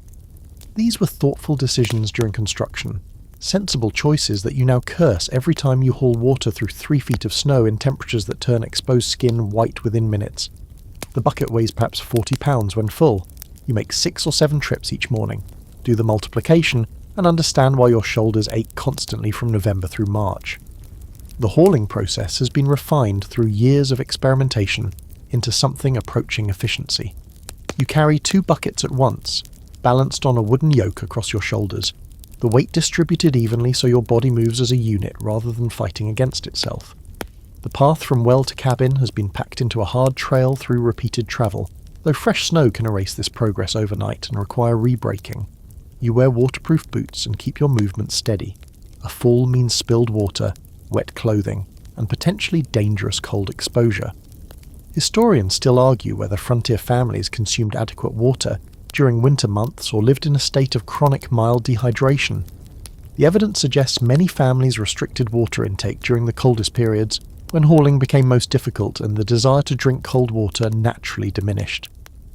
This water restriction contributed to various health problems: concentrated urine promoting kidney stones, inadequate hydration affecting mental clarity and physical endurance, but seemed preferable to the labour required to maintain adequate supply. Here's a quirky detail about frontier water management. Many families maintained a water barrel inside the cabin, filled during relatively warm periods and used as a reserve when outdoor conditions made fresh hauling particularly difficult.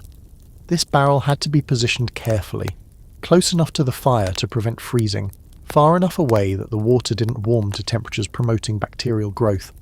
The balance was tricky, and most families simply accepted that their indoor water supply would develop a skin of ice that had to be broken each time they dipped a cup. The creek presents an alternative water source about a quarter-mile from your cabin, but winter transforms it into something more complicated than summer's easy flow. The main channel freezes solid enough to walk on by mid-December, which is convenient for crossing but unhelpful for water collection. You've learned to look for the spots where flowing water keeps channels open, near the small waterfall upstream, below the beaver dam where turbulence prevents ice formation. But these locations vary year to year and require scouting to rediscover each winter. The snow itself represents potential water, thousands of gallons of it piled around your property in convenient white mounds that require only melting to become usable. But the conversion ratio is discouraging. Roughly 10 inches of snow yields 1 inch of water, meaning you'd need to melt enormous volumes to meet daily needs. Some families maintained snow kettles near their fires, continuously melting snow for supplementary water, but the process consumed fuel that might otherwise provide heat, and produced water with a slightly flat taste that everyone complained about but drank anyway. Heating water for any purpose becomes a significant undertaking during winter months. Bath water is essentially theoretical. The quantity required, the fuel needed to heat it, the rapid cooling in an adequately insulated cabin, all combine to make full immersion bathing something that happens perhaps twice during the entire cold season. What passes for personal hygiene involves strategic washing of critical areas with small quantities of heated water, a process that leaves much to be desired but uses resources efficiently. Your wife heats water for cooking in the great iron pot that hangs perpetually over the fire, replenishing it throughout the day as consumption draws the level down. This pot represents a significant thermal investment. The water inside takes hours to heat fully and represents precious stored heat that shouldn't be wasted. Smart cooks schedule their day around the pot's temperature, performing tasks that require boiling water when the pot is hottest and reserving warm water tasks for later. The livestock's water presents even greater challenges than the family's. You've positioned their trough inside the barn specifically to slow freezing, but ice still forms overnight and must be broken each morning. The cows refuse to drink from a trough with too much ice floating in it, some quirk of bovine psychology you've never understood but have learned to accommodate. So you fish out the ice chunks, add fresh water from your hauled supply and wait impatiently while your valuable animals drink their fill. By mid-morning, the water chores are complete for now, though they'll need attention again before nightfall. Your shoulders have settled into the familiar ache of the yoke's pressure, an ache so constant you barely notice it anymore.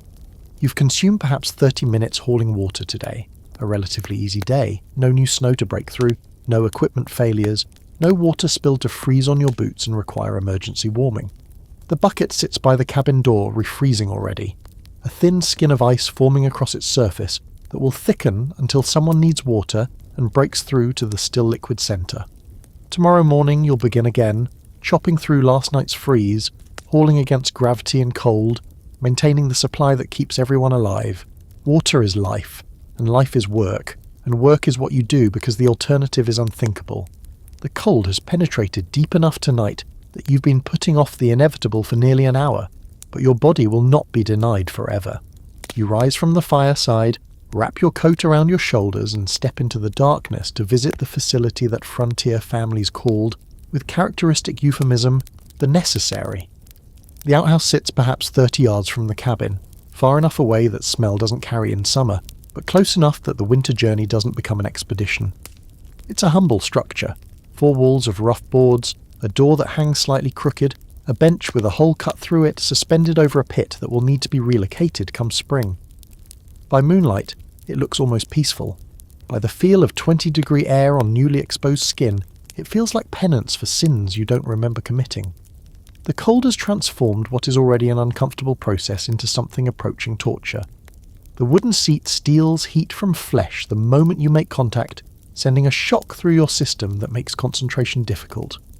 The air temperature means your body contracts in response, making the necessary actions more challenging. And hovering over everything is the awareness that you're essentially suspended above a hole in the ground while winter tries to kill you. Frontier families developed numerous strategies for managing this unfortunate necessity. Chamber pots represented the most common solution for nighttime needs, ceramic or metal containers kept beneath the bed that could be used without venturing outside. These pots required emptying each morning, a task everyone claimed to forget when it was their turn, and became increasingly unpleasant as the night progressed and their contents accumulated. But unpleasant beat frozen, and the chamber pot saved countless midnight outhouse trips. Historians still argue whether chamber pot usage was universal among frontier families or varied by region and social class. The evidence suggests nearly universal adoption of some form of indoor convenience during winter months, with variations in the vessels used and the protocols surrounding their use. Wealthy families might have actual chamber pots of fine ceramic. Poor families may do with buckets, basins, or purpose-dug holes in the corner of the cabin covered with boards. Nobody talks about this in the historical record because nobody wants to talk about it, but it was absolutely a central feature of daily life. Here's a quirky detail about frontier bathroom habits that most sources skip entirely. The outhouse itself required winterization to remain usable. Many families kept a supply of ash in a container next to the seat, sprinkling some into the pit after each use to reduce smell and accelerate decomposition. The ash had to be protected from moisture, or it became a frozen block. The pit itself might freeze solid during the coldest periods, creating a sanitary benefit — frozen waste doesn't smell — but also creating problems when spring thaw arrived, and everything suddenly became liquid and mobile again. The cleaning process for chamber pots and personal hygiene presents challenges that modern readers would find nearly unimaginable. Toilet paper did not exist in any recognizable form. What you used instead depended on what you had available. Corn cobs were the classic choice, the fibrous material that remained after corn was shelled, dried, and stored in the outhouse for exactly this purpose. The phrase "rough as a cob" comes directly from this practice, and you don't need much imagination to understand its meaning. Other options included leaves collected in autumn and stored for winter use, fabric scraps too worn for any other purpose, and, for the relatively wealthy, pages torn from outdated almanacs or newspapers. The Sears catalogue, which arrived in the later decades, became famous as much for its outhouse utility as its merchandise.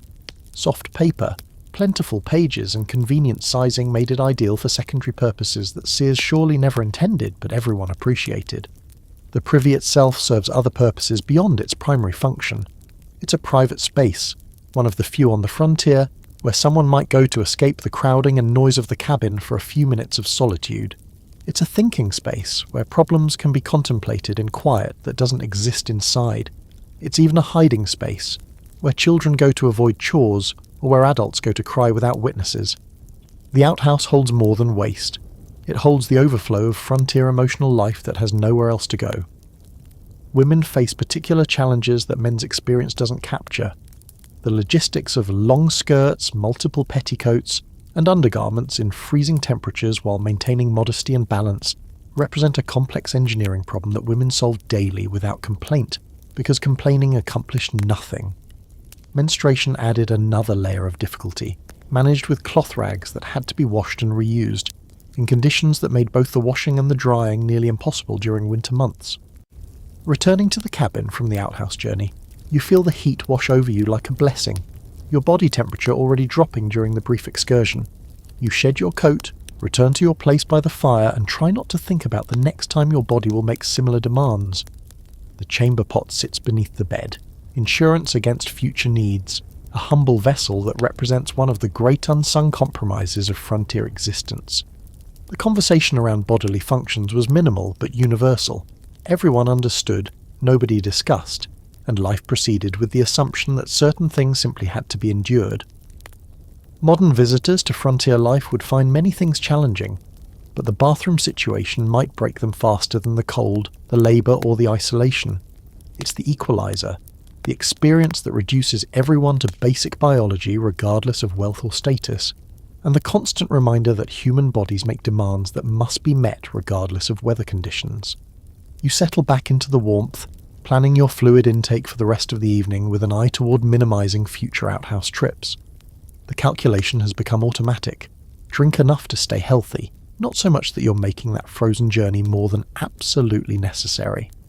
It's a strange kind of arithmetic to run, balancing hydration against exposure, but it's the arithmetic of survival, and survival requires attention to every detail, even the ones nobody wants to mention.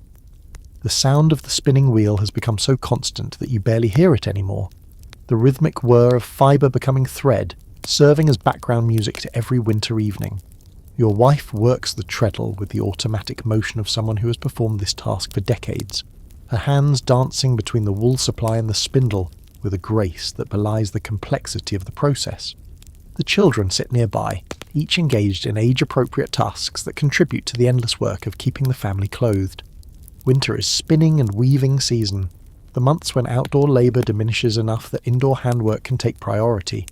All year long, you've been accumulating the raw materials. Wool from your small flock of sheep, flax from the field you planted specifically for linen production, cotton traded at the general store for those who can afford it. These materials have been cleaned, carded and prepared, waiting for the winter months when hands become available to transform them into cloth.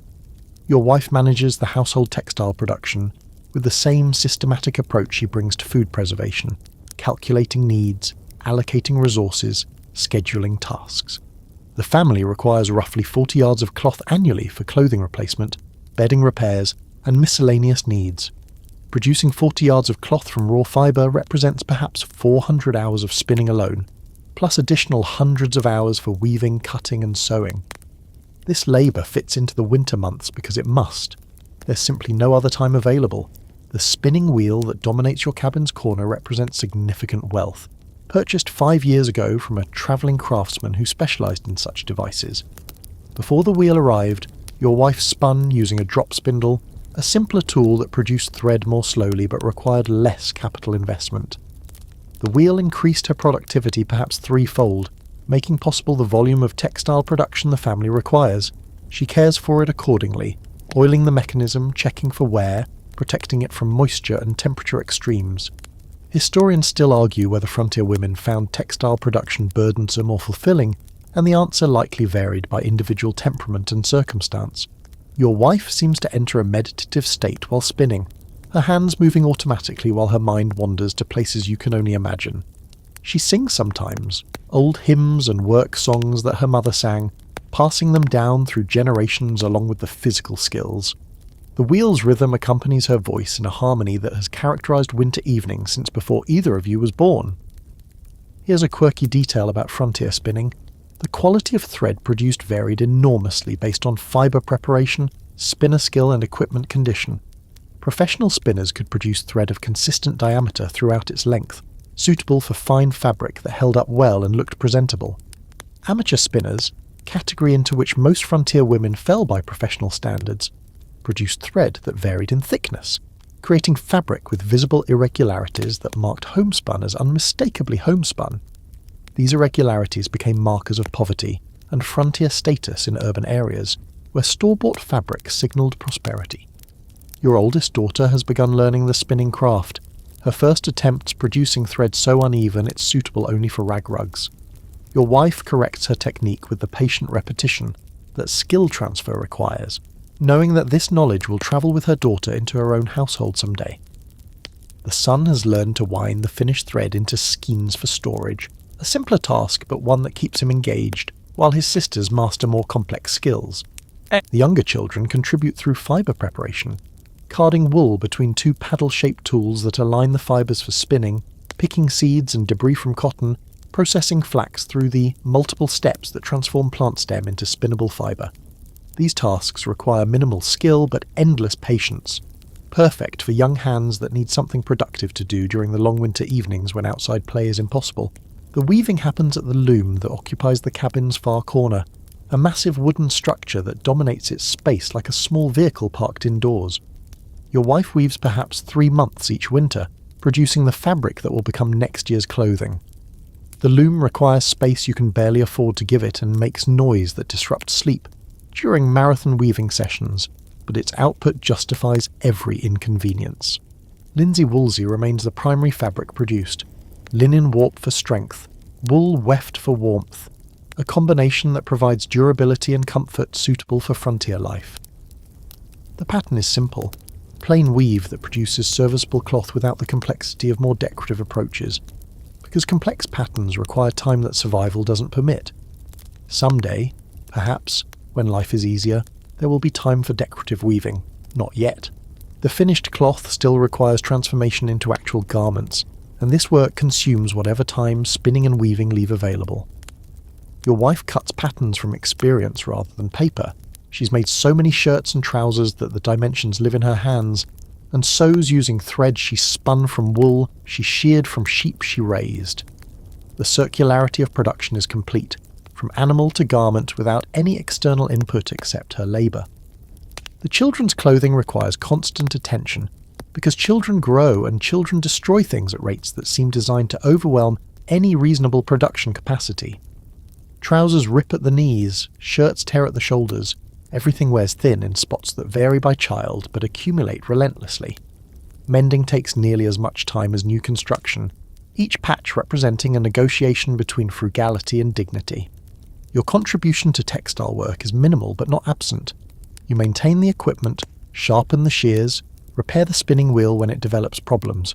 The sheep that provide wool are your responsibility, as is the flax field that provides linen fibre. The system works because everyone contributes according to capacity, and no single person bears impossible burdens. As evening deepens, the spinning wheel song continues, and thread accumulates on the spindle in quantities that seem insignificant when measured against need, but represent progress nonetheless.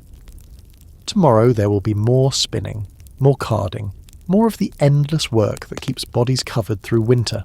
Tonight there is this, the warmth of the fire, the rhythm of the wheel, the presence of family engaged in common purpose.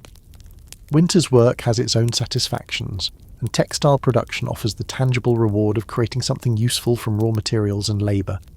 The shirt your son will wear next winter is being born tonight, fibre by fibre, turn by turn, in the steady hands of a mother who works because her children need what she produces.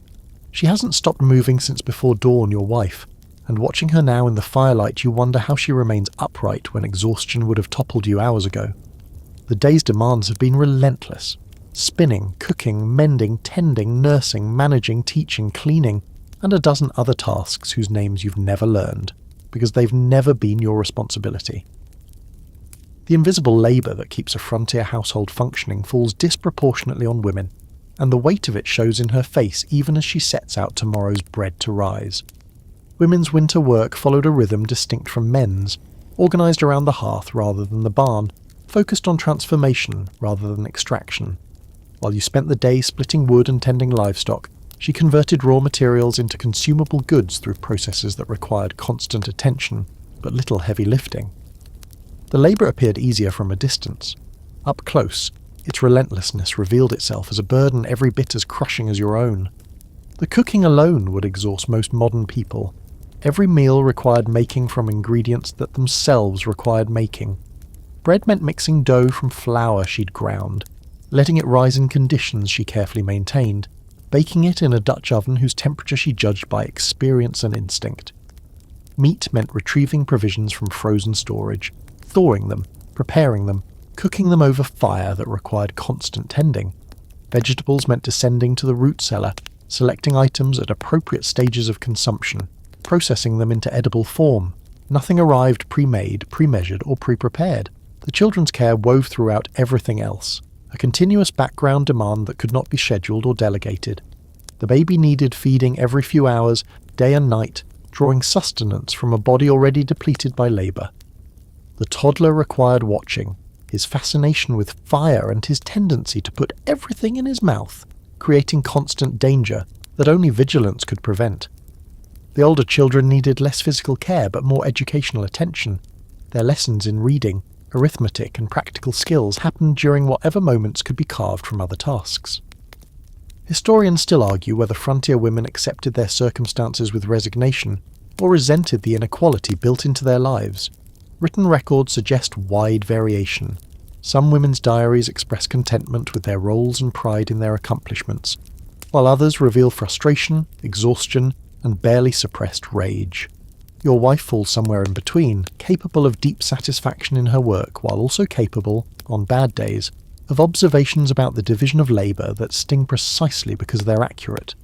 Here's a quirky detail about women's winter work. The social isolation affected women more severely than men because men's outdoor work brought them into contact with neighbours and travellers, while women's indoor work kept them confined to the same four walls for months at a time. The quilting bee, the spinning party, the communal cooking session. These weren't merely social events but psychological necessities, opportunities to share labour while also sharing company that otherwise simply didn't exist. Your wife manages the household's food storage with an attention to detail that borders on obsessive, but is actually just appropriate to the stakes involved. She knows exactly how many potatoes remain in the root cellar, approximately how long the smoked ham will last at current consumption rates, which jars of preserves have developed suspicious appearances that warrant investigation. This inventory management happens continuously, mental calculations updated with each meal prepared and each provision consumed. The mending basket never empties, a constant reminder of entropy's victory over order. Children's knees wear through, husbands' shirts develop holes at the elbows, socks require darning almost as fast as they can be worn. She works on the mending during whatever moments her hands are free, while waiting for bread to rise, while watching the baby sleep, while listening to the older children practice their reading. The needle and thread are extensions of her fingers, moving with automatic precision through repairs that would take you an hour but take her minutes. The soap making, the candle making, the butter churning, the cheese production. These tasks punctuate the weeks with their particular rhythms and demands. Soap happens when enough cooking grease has accumulated and ash lye has reached appropriate strength, a full-day project that produces enough to last several months.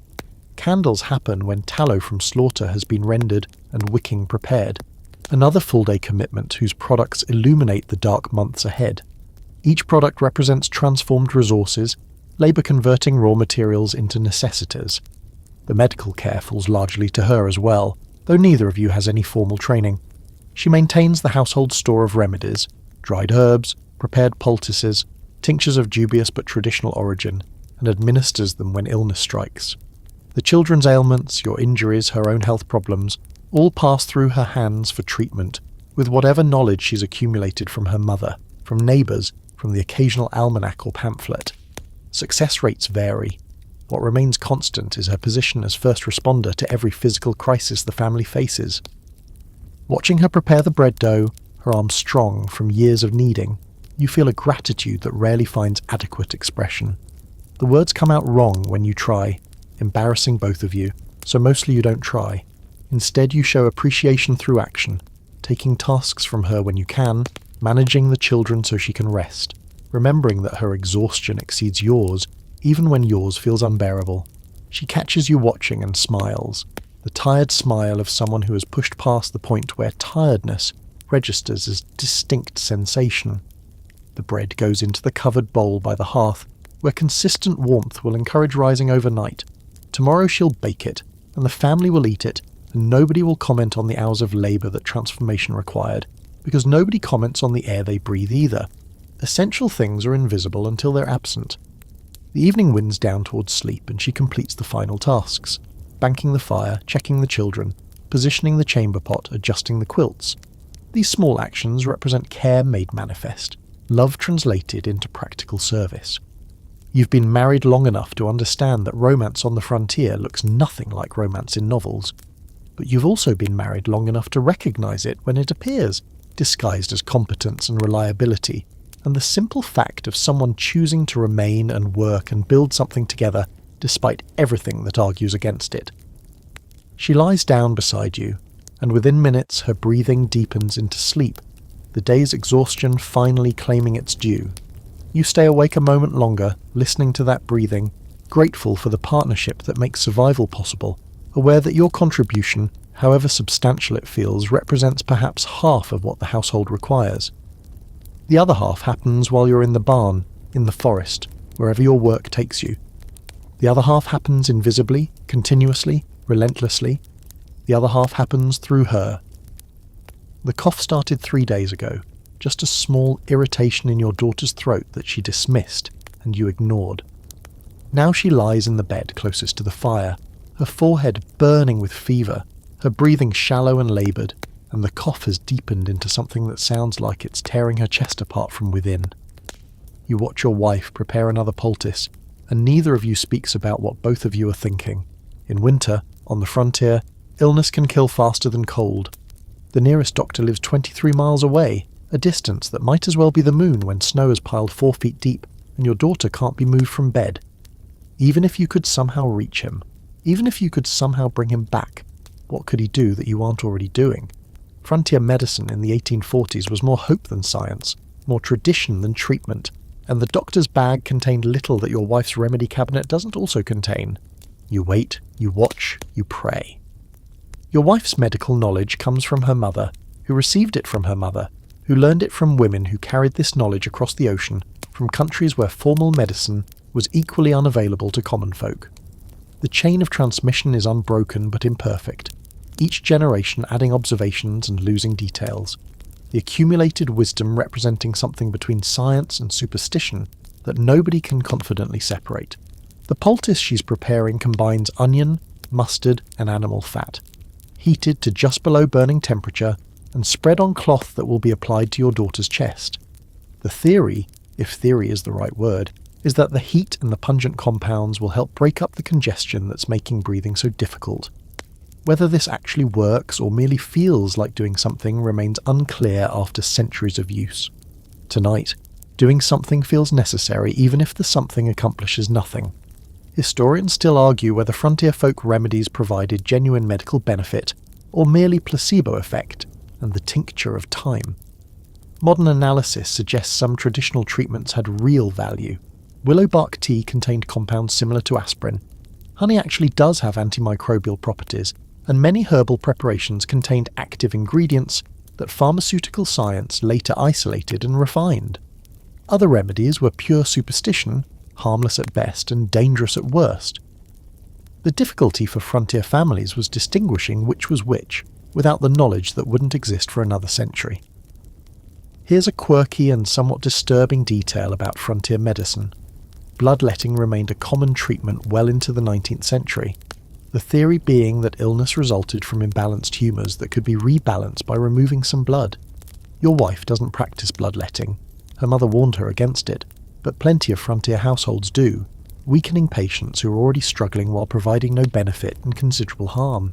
The persistence of this practice demonstrates how slowly medical understanding changes, even when evidence contradicts tradition. Your daughter shivers despite the fever, her body confused by the competing signals of infection and environment. You pile more blankets on her, then remove some when she complains of heat, then replace them when the shivering intensifies. The nursing is constant, someone always by her side, rotating through the family in shifts that nobody formally assigned but everyone understands. The other children have been exiled to the far side of the cabin, their exposure to their sister minimized in hopes of preventing spread. This separation is probably futile. They've been breathing the same air for days, but it's what you can do, and doing what you can provides some sense of control over a situation that offers very little. They watch their sister with frightened eyes, aware at some level that death is a real possibility, even if no one speaks it aloud. Prayer becomes a constant companion during illness, words spoken and unspoken running beneath every activity. Your wife prays while she prepares remedies. You pray while you tend the fire. The children pray at mealtimes and bedtimes, and apparently at other times too, judging by their moving lips and closed eyes at unexpected moments. Whether prayer helps the patient is unknowable. That it helps the prayers seems certain. The The illness runs its course over 10 days that feel like 10 years. There are moments when improvement seems certain, your daughter's colour returning and her appetite reviving, followed by setbacks that plunge the household back into fear. The fever breaks and returns, each cycle more exhausting than the last. You begin to wonder if this is the thing that takes her, if this winter is the one where the family shrinks by one. But she survives. On the 11th day she wakes hungry, genuinely hungry, not the forced eating of someone trying to please worried parents, and her fever stays down through the afternoon and into the evening.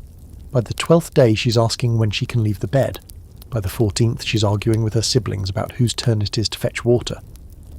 The household exhales a collective breath it didn't know it had been holding. The aftermath includes gratitude and exhaustion, and a kind of post-crisis letdown that surprises you with its intensity. You thought you'd feel only relief when the danger passed. Instead, you feel depleted, empty, as though the worry consumed something that doesn't regenerate quickly. Your wife moves through the household like someone recovering from illness herself, which in a sense she is. The caregiver's burden leaves its own damage that only time repairs. The remedies are restored to their cabinet, the extra blankets returned to storage, the household's attention refocusing on the ordinary demands of winter survival. But something has shifted in the way you see things, a reminded awareness that everything is fragile, that the gap between sick and dead is smaller than you usually let yourself acknowledge, that the people you love could be taken at any moment by forces you can't control. This awareness fades. It has to fade, or life would be impossible, but it never entirely disappears. It adds a weight to every interaction, a urgency to every expression of care, a consciousness that moments are finite and uncertain and infinitely precious. Day 47 of winter, and you find yourself standing at the cabin window, staring at snow that has been falling for 6 hours, wondering if you might actually be losing your mind. The thought arrives with clinical detachment, as though you're observing someone else's mental deterioration from a comfortable distance. You've been inside this cabin, with these same people, looking at these same walls for nearly 7 weeks. The 7th week might be the one that breaks you. Cabin fever isn't a metaphor on the frontier. It's a clinical condition with observable symptoms that farm families recognised and feared. The progression is predictable. First, irritability that seems disproportionate to causes. Then, difficulty sleeping despite exhaustion. Then, arguments over nothing, tears over less, rage that frightens the person experiencing it as much as those nearby. Finally, in severe cases, a kind of dissociation from reality that can lead to dangerous behaviour, including walking out into blizzards from which there is no return. You've watched this progression in yourself with the part of your mind that remains rational, noting the irritability phase several weeks ago, the sleep difficulties that followed, the arguments with your wife over things you can't even remember now that they've passed. You're somewhere in the middle stages, functional but fragile, capable of performing necessary tasks while also capable of breaking under pressure that you'd usually handle without difficulty. The children feel it too, though they lack the vocabulary to describe what they're experiencing. The fights between siblings have intensified beyond normal competition into something that borders on genuine hostility. Your youngest daughter cried for 2 hours yesterday because her brother looked at her, not touched her, not spoke to her, simply looked at her in a way she interpreted as aggressive. Your oldest son has withdrawn into himself, speaking only when directly addressed, spending hours staring at the fire with an expression you can't read but don't like. Historians still argue whether cabin fever was a genuine psychological condition or merely 19th century melodrama. Modern psychology recognises seasonal affective disorder, isolation-induced depression, and various anxiety conditions that could all contribute to what frontier families described as cabin fever. The neurochemistry is complex. Reduced sunlight affects serotonin production, isolation affects stress hormones, monotony affects dopamine systems that require novelty to function properly. Your brain is literally different in winter than it is in summer, and not in good ways. Here's a quirky detail about frontier mental health. Some families developed elaborate rituals specifically designed to combat cabin fever, including mandatory outdoor time regardless of weather, scheduled entertainment activities, and what we might now call mental health days, when work was set aside for rest and recreation. These families, diaries suggest, fared better psychologically than those who simply tried to work through the monotony. The wisdom anticipated therapeutic approaches that wouldn't be formally developed for another century. Your wife has organised activities that she doesn't call therapy, but that serve therapeutic purposes. The family gathers after dinner for story time. When you or she tell tales, some remembered, some invented, while the children listen with attention that suggests starving minds feeding on any available stimulation. There are games, checkers played with buttons, cards made from stiff paper, word games that require no materials at all. There is music, or what passes for it. Your wife's voice and the children's enthusiastic if tuneless accompaniment. Songs that have been sung in this cabin every winter for as long as you've lived here. The Bible provides structure and meaning that purely secular activities can't match. Daily readings, weekly Sabbath observance, the discipline of prayer. These practices organise time and provide purpose when survival tasks alone feel insufficient. Your faith may or may not be sophisticated, but it's genuine, and the framework it provides for understanding suffering helps more than you expected when you were younger and hadn't yet suffered much. Physical movement becomes crucial when the walls close in. You force yourself outside even on brutal days, even when every instinct screams to stay by the fire. The barn chores that might otherwise feel like burden become opportunity, legitimate reason to leave the cabin, to breathe different air, to use your body in ways that sitting by the fire doesn't allow. You've started taking the older children with you, not because you need their help, but because they need the motion, the change, the brief escape from the four walls that have become their entire universe. The dreams have become strange, more vivid than summer dreams, populated by people and places you haven't thought about in years. You dream of your childhood home, of your father's face, of incidents you'd thought completely forgotten, rising unbidden to demand examination. Your wife reports similar experiences, her dream life intensifying as the winter deepens, her nights filled with activity that her days lack. The dreams aren't necessarily unpleasant, but they're exhausting in their intensity, leaving you sometimes more tired upon waking than you were when you went to sleep. The window shows only grey sky, grey snow, grey light that seems designed to drain colour from everything it touches. Spring feels not just distant, but theoretical, a concept rather than a certainty, something that other people in other places might experience but that has no connection to your current reality. You've checked the calendar, April is still 2 months away, but the number seems impossible, a duration that exceeds what sanity can sustain. And yet sanity sustains. You finish staring at the window and turn back to the room where your family continues their survival, each person managing their own psychological burden while remaining part of the collective effort. Your wife catches your eye and nods, a communication that requires no words. She knows, she's struggling too, you're in this together. The children argue, then make up, then argue again, the rhythm of sibling conflict providing its own strange normalcy. The fire burns, the snow falls, the hours pass. Day 48 arrives, indistinguishable from day 47, and you rise to meet it, not with enthusiasm, but with the stubborn persistence that frontier life demands. The cabin walls haven't actually moved closer overnight, whatever your brain might suggest. The people inside them are still the people you love, whatever your irritation might imply. The winter will end, whatever your despair might whisper. You choose to believe these things because belief is a choice, and you're making it every day, one grey morning at a time. The Bible lies open on the table, its pages worn soft from decades of handling, and your wife's voice fills the cabin with words written millennia ago by people who knew nothing of snow-buried homesteads, but understood everything about suffering, endurance, and hope maintained against impossible odds.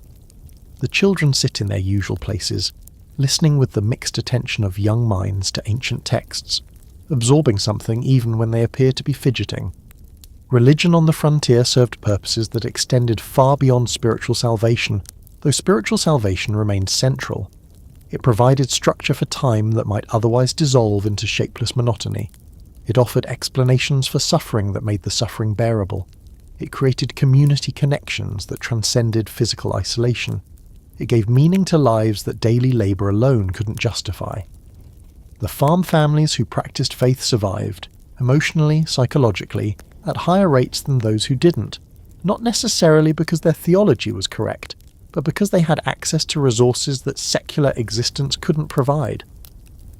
The Sabbath punctuates your winter weeks with enforced rest, that you've come to recognise as necessary even when it feels like waste. One day in 7 when non-essential work stops, when the family gathers for extended worship and reading and conversation that isn't about survival tasks. The respite prevents the kind of burnout that longer stretches of unbroken labour inevitably produce. God may or may not have rested on the 7th day, but humans clearly need to, and the commandment to rest is one of the few religious obligations you never resent. Historians still argue whether frontier religiosity was genuine faith or merely social conformity masquerading as belief. The distinction may be less meaningful than the argument suggests. People experienced their faith as genuine, organised their lives around its precepts, and derived real benefit from its practices, whether or not the metaphysical claims underlying those practices were accurate. Your grandfather believed, your father believed, you believe, and your children are being raised to believe. The chain of transmission parallels the chains of practical knowledge that also pass between generations. Here's a quirky detail about frontier religious practice. The absence of trained clergy in many frontier communities led to improvised leadership structures, where farmers became de facto ministers, leading worship in their homes and performing functions, marriages, baptisms, funerals, that would have required ordained clergy in more established regions. Your wife leads the family worship because she has the better reading voice, and more patience with the children's questions. You lead the prayers because that's how your father did it. Neither of you is clergy by any formal definition, but formal definitions matter less out here than practical need. The hymns your family sings would make a trained musician wince. Voices of varying quality, attempting melodies of considerable complexity, pitches wandering, rhythms irregular, but the singing serves its purpose regardless of aesthetic achievement. Music activates brain regions that spoken word alone doesn't reach, creating emotional experiences that bypass rational analysis. When your daughter sings about amazing grace, she feels something that describing amazing grace would never produce. The feeling matters more than the musicianship. Prayer has become so woven into daily life that it no longer feels like separate activity. You pray before meals, asking blessing on food that human labour and divine providence have jointly provided. You pray before sleep, seeking protection through the dangerous hours of unconsciousness. You pray when illness threatens, when storms rage, when despair creeps in through the cracks of confidence. The prayers aren't formulaic. Well, some are formulaic, the Lord's Prayer repeated so many times it's become pure rhythm, but most are conversational, talking to a God who may or may not be listening, but whose potential attention justifies the attempt. The theological content of your belief remains somewhat vague when examined closely, a mix of doctrines absorbed from various sources without systematic integration. You believe in God, certainly. You believe Jesus died for sins, yours included. You believe heaven awaits the faithful and punishment awaits the wicked, though the details of both destinations remain fuzzy. You believe prayer accomplishes something, though you couldn't specify the mechanism. You believe in providence without being able to reconcile providence with the suffering you observe everywhere. Most frontier families occupied similar theological territory, committed believers whose belief didn't require philosophical sophistication to feel completely real. The children's questions sometimes push against the limits of your understanding. Why did God let the Henderson baby die? Why do bad things happen to people who pray? Why is winter so hard if God loves us? You answer as best you can, drawing on explanations you received as a child, not always satisfied with the answers, but recognizing that children need answers even when perfect answers aren't available. Your wife handles the harder questions better than you do, her faith somehow more flexible, more able to accommodate mystery without being undermined by it. The cabin fills with candlelight as the evening worship continues, shadows dancing on walls that have heard these same verses read hundreds of times before. The words are ancient, translated and retranslated, their original context separated from yours by chasms of time and culture, yet somehow still relevant. Yea, though I walk through the valley of the shadow of death, I will fear no evil. The valley of the shadow feels less metaphorical when you've buried neighbours who didn't survive the winter, when your own family has narrowly escaped the same fate, for thou art with me. The presence that accompanies you through that valley provides comfort that isolation makes especially precious. The worship ends with a final prayer, voices joined in words that express hopes too large and too tender to speak in ordinary conversation. Keep us safe through the night. Help us survive until spring. Let the children grow up to see summers we won't see. Give us strength for tomorrow's demands. Amen. The word falls like a period at the end of a long sentence, completing something that needed completion, providing closure that prepares the way for rest. Sleep comes easier after worship, whether from the spiritual effects of communion with the divine, or simply from the relaxation that follows communal activity. You neither know nor much care. The result is the same: better rest, renewed energy, greater capacity for the demands that tomorrow will certainly bring. Faith works, whatever its ultimate truth status. On the frontier, working is what matters most. The sound of sleigh bells carries across the frozen landscape, and you look up from the wood you're splitting to see the miller's sleigh emerging from the tree line, their horses high-stepping through the snow with an energy that suggests they're as happy for the outing as their owners. Company is coming, and your heart lifts in ways that surprise you with their intensity. Winter gatherings happened despite the cold, not because frontier families were cavalier about weather risks, but because isolation posed its own dangers that occasional connection helped address.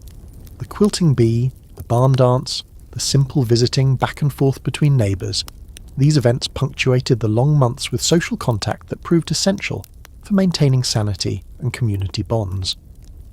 Your wife has already begun preparations, setting out the good dishes and checking the cider supply. The Millers are bringing news from town. They made the trip last week, a 2-day journey each way that your family hasn't attempted this winter. And news has value that's hard to overstate when you haven't seen a newspaper in 3 months. What's happening in the world beyond your 40 acres? Who died? Who married? What did Congress do that will affect your life in ways you won't understand until spring? The children's excitement becomes barely contained chaos, their winter-dulled energy suddenly awakened by the prospect of playmates who aren't their siblings. The Miller children number 4, ranging from ages roughly similar to your own, and the combination of 8 children represents a noise level that makes conversation difficult, but provides a social outlet that adults desperately need. Let them run and shout and play. The exhaustion that follows will produce excellent sleep tonight. Historians still argue whether frontier visiting patterns reflected genuine friendship or merely mutual aid arrangements disguised as social connection. The evidence suggests both simultaneously.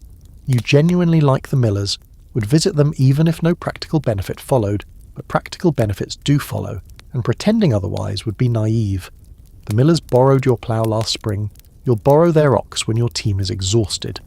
These obligations weave together into a web of reciprocity that makes isolation survivable, and the visiting maintains the web even during months when no specific favours are being exchanged. Here's a quirky detail about frontier social gatherings. The events often served as informal markets where goods changed hands outside the formal economy. Mrs. Miller might bring extra butter that she'll trade for the soap your wife made. Mr. Miller might offer seed stock for the vegetable variety you've been wanting. These exchanges happened without money changing hands, value negotiated through personal relationship rather than market price. By the end of an evening's visiting, both families might have acquired things they needed without either feeling they'd made a transaction. The quilting bee represents the most organised form of winter socialisation, a gathering specifically designed to combine productive labour with social contact.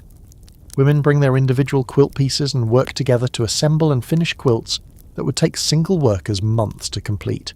The talk that happens over the stitching carries information, advice, comfort, and the simple pleasure of adult conversation that doesn't involve family members you've been trapped with for weeks. Men gather separately during these events, their conversation following different patterns: weather, crops, livestock, politics, discussed with the freedom that comes from male-only company. You'll learn more about regional conditions during an evening's visiting than you would from a month of isolation, each man contributing observations that build into a collective picture of what's happening beyond individual farms. The meal your wife prepares represents a departure from ordinary winter fare, drawing on preserved provisions that would usually be hoarded for special occasions. The smoked ham appears, sliced thin to make it stretch further but present nonetheless. The last jar of peach preserves opens, its summer sweetness almost shocking against the palate accustomed to bland winter food. The cornbread rises higher than usual, your wife putting extra care into a dish that will represent your household's hospitality. The evening unfolds in patterns established over years of similar gatherings. The children play until they collapse into exhausted heaps that adults carefully step around. The women work on whatever project has been designated for collective attention. Tonight it's repairing a quilt the miller's brought that needs more skilled hands than Mrs. Miller has available. The men sit by the fire and talk about the coming spring, when to plant, what to plant, whether prices will hold for wheat this year. The conversation eventually turns to absent neighbours, to families who haven't been seen since the heavy snow began. The Harrison widow, struggling to manage alone. Has anyone checked on her?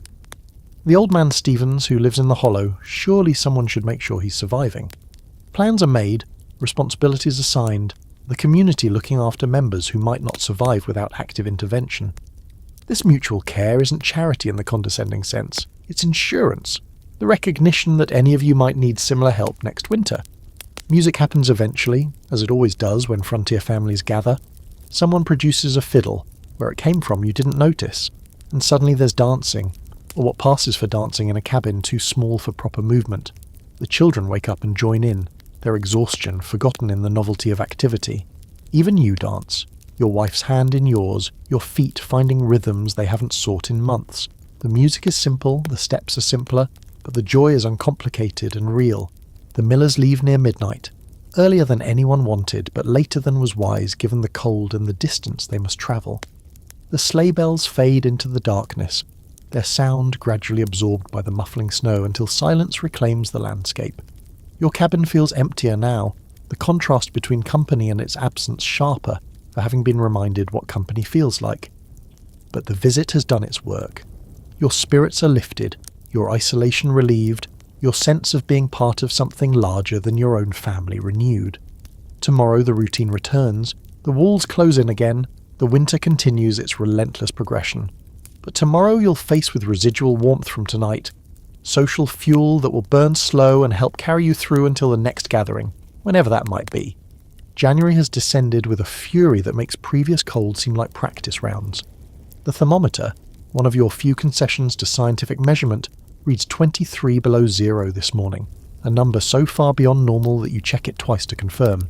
Your breath freezes before it leaves your mouth, forming ice crystals that tinkle when they hit the ground. The air itself feels solid, resistant, a medium through which movement requires effort that summer air never demands. The coldest part of winter has arrived, and with it comes a survival calculus that tolerates no errors. At these temperatures, exposed flesh begins to freeze within minutes.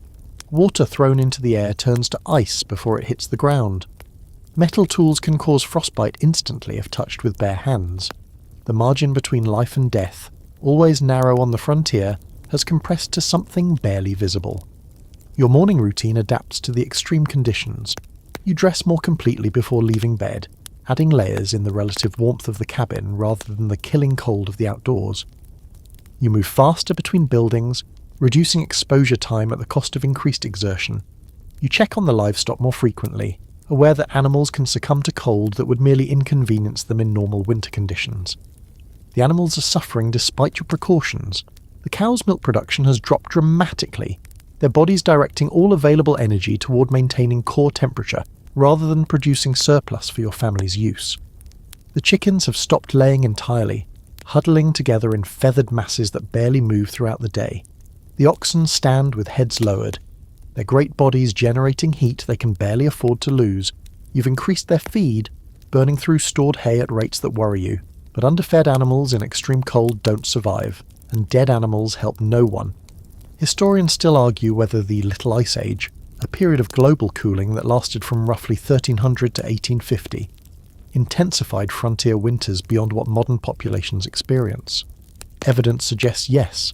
Average temperatures during this period ran perhaps 2 degrees Fahrenheit below current norms, a difference that sounds small, but translated into more severe winters, shorter growing seasons and increased cold-related mortality. You're living through the tail end of this climatic anomaly, experiencing conditions that your great-grandchildren may never have to face. Here's a quirky detail about extreme cold that frontier families understood through necessity. The human body can survive remarkable cold if core temperature is protected, but extremities are sacrificed first. Fingers, toes, ears and nose lose blood flow as the body prioritizes vital organs, and these extremities can freeze solid, while the person remains otherwise functional. You've seen men working with blackened fingertips that will later require amputation, their hands destroyed but their bodies preserved through the ruthless logic of survival triage. The fire becomes absolutely continuous during these conditions, not merely tended but watched, its every fluctuation noted and corrected. You've moved the family's sleeping area even closer to the hearth, accepting the fire risk because the freezing risk is more immediate. The cabin's far corners have become genuine refrigeration, suitable for keeping water from freezing but not by much. The children complain that their toys stored in the corner are too cold to touch, and you don't bother explaining that this is exactly the point. A cabin with warm corners would be losing heat you can't afford. The water situation becomes critical in extreme cold. The well has frozen deep enough that you can't break through with normal tools. You've rigged a system involving heated rocks lowered on ropes, melting a hole just large enough to lower a bucket. The creek is useless, frozen solid to depths that exceed your ability to penetrate. You're melting snow more than you'd like. The conversion ratio terrible, but the alternative's worse. The outhouse trips have become genuinely dangerous, and you've relaxed the family's usual standards about chamber pot usage.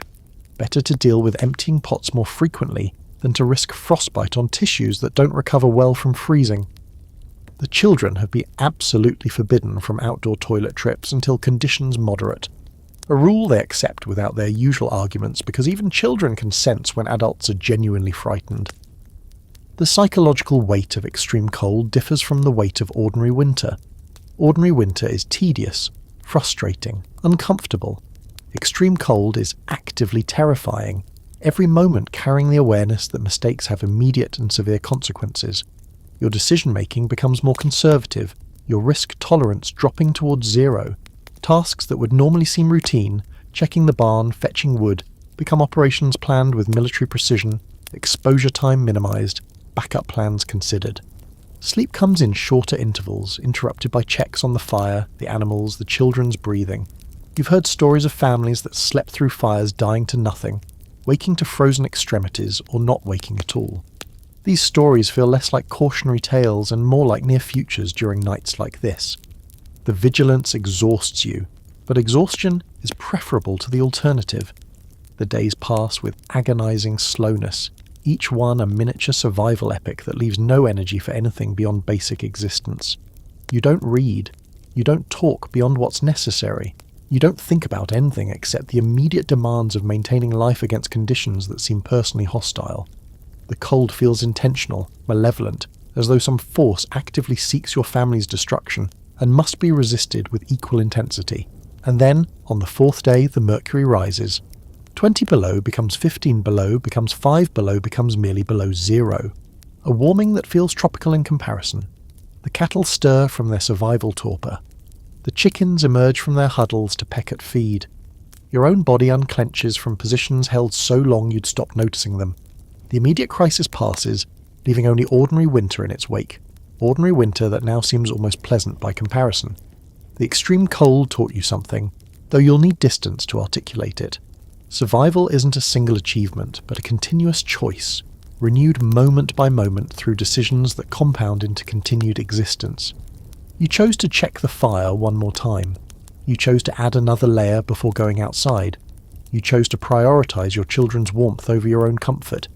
Each choice was small. Together, they meant life instead of death. This is what frontier survival actually looks like. Not heroic last stands, but ordinary decisions made correctly, over and over, until the emergency passes. The rabbit tracks in the snow tell a story your stomach wants very much to hear. Fresh tracks, probably this morning, leading from the brush pile toward the creek and back. You follow them carefully, your trap tucked under your arm, your hunger sharpening senses that winter's monotony has dulled. The stored food is running lower than you'd like. Not dangerously low, but concerningly low, and fresh meat would stretch the remaining supplies through weeks that might otherwise see too small portions. Hunting and trapping become supplementary survival strategies when October's calculations prove optimistic, as they always do, because hope builds in cushions that reality strips away. Your trapline runs along the creek and into the woods beyond, a series of simple snares positioned at locations where animal movement concentrates. Trail crossings, drinking spots, the gaps in brush piles where rabbits feel secure and therefore become incautious. Setting traps requires thinking like prey, imagining the landscape from a rabbit's perspective, and predicting where instinct will lead them. You learned this from your father, who learned it from his father, who may have learned it from indigenous neighbours who understood this landscape before any of your ancestors arrived. The traps themselves are simple technologies, loops of wire attached to bent saplings that straighten when triggered, lifting prey off the ground where they remain secure from foxes and other scavengers until you arrive to collect them. The technique predates written history. You're using tools that differ only in materials from those used by people who hunted the same species 10,000 years ago. The rabbits don't seem to have adapted to snares over those millennia, which is fortunate for your family's protein supply. Historians still argue whether frontier families relied primarily on hunting and trapping, or primarily on stored provisions during winter months. The evidence suggests both, in proportions that varied by region, wealth and luck. Wealthy families with adequate stores viewed hunting as recreation. Poor families with inadequate stores viewed it as survival. Your family falls somewhere in between, hunting neither desperately nor casually but deliberately, adding wild protein to cultivated supplies in a blend that reflects the frontier's characteristic mixing of wildness and civilization. Here's a quirky detail about frontier trapping. The pelts were often more valuable than the meat, creating a supplementary income stream that helped finance the purchases, salt, sugar, tools, that farms couldn't produce internally. A winter's worth of rabbit pelts might not seem like much, but the furs accumulated, rabbit for hat lining, muskrat from the creek, occasionally something more valuable like mink or fox. Your trapline contributes to next spring's shopping trip, as much as it contributes to tonight's dinner. The hunting is harder than the trapping, requiring skills and equipment that not every frontier family possessed. You have a rifle, a prized possession inherited from your father, and the powder and shot to use it, though ammunition isn't plentiful enough to waste on uncertain shots. You hunt deer when opportunity presents, wild turkey when you can find them, occasionally something more exotic like the bear you shot 3 winters ago that provided meat and fat for months. But hunting requires time away from other survival tasks, and the return is uncertain enough that you can't rely on it the way you rely on traps. The deer hunting follows techniques developed by observation and passed down wisdom. You know where the deer yard, concentrated in protected locations where snow is less deep and browse is available, and you know how to approach without alerting prey whose senses far exceed your own. The shot must be true. Wounded deer can run for miles before dying, and trailing them through deep snow may consume more energy than the meat provides. You've learned patience the hard way, waiting for the clear shot rather than taking chances that turn into failures. The wild game supplement stored provisions in ways beyond simple caloric addition.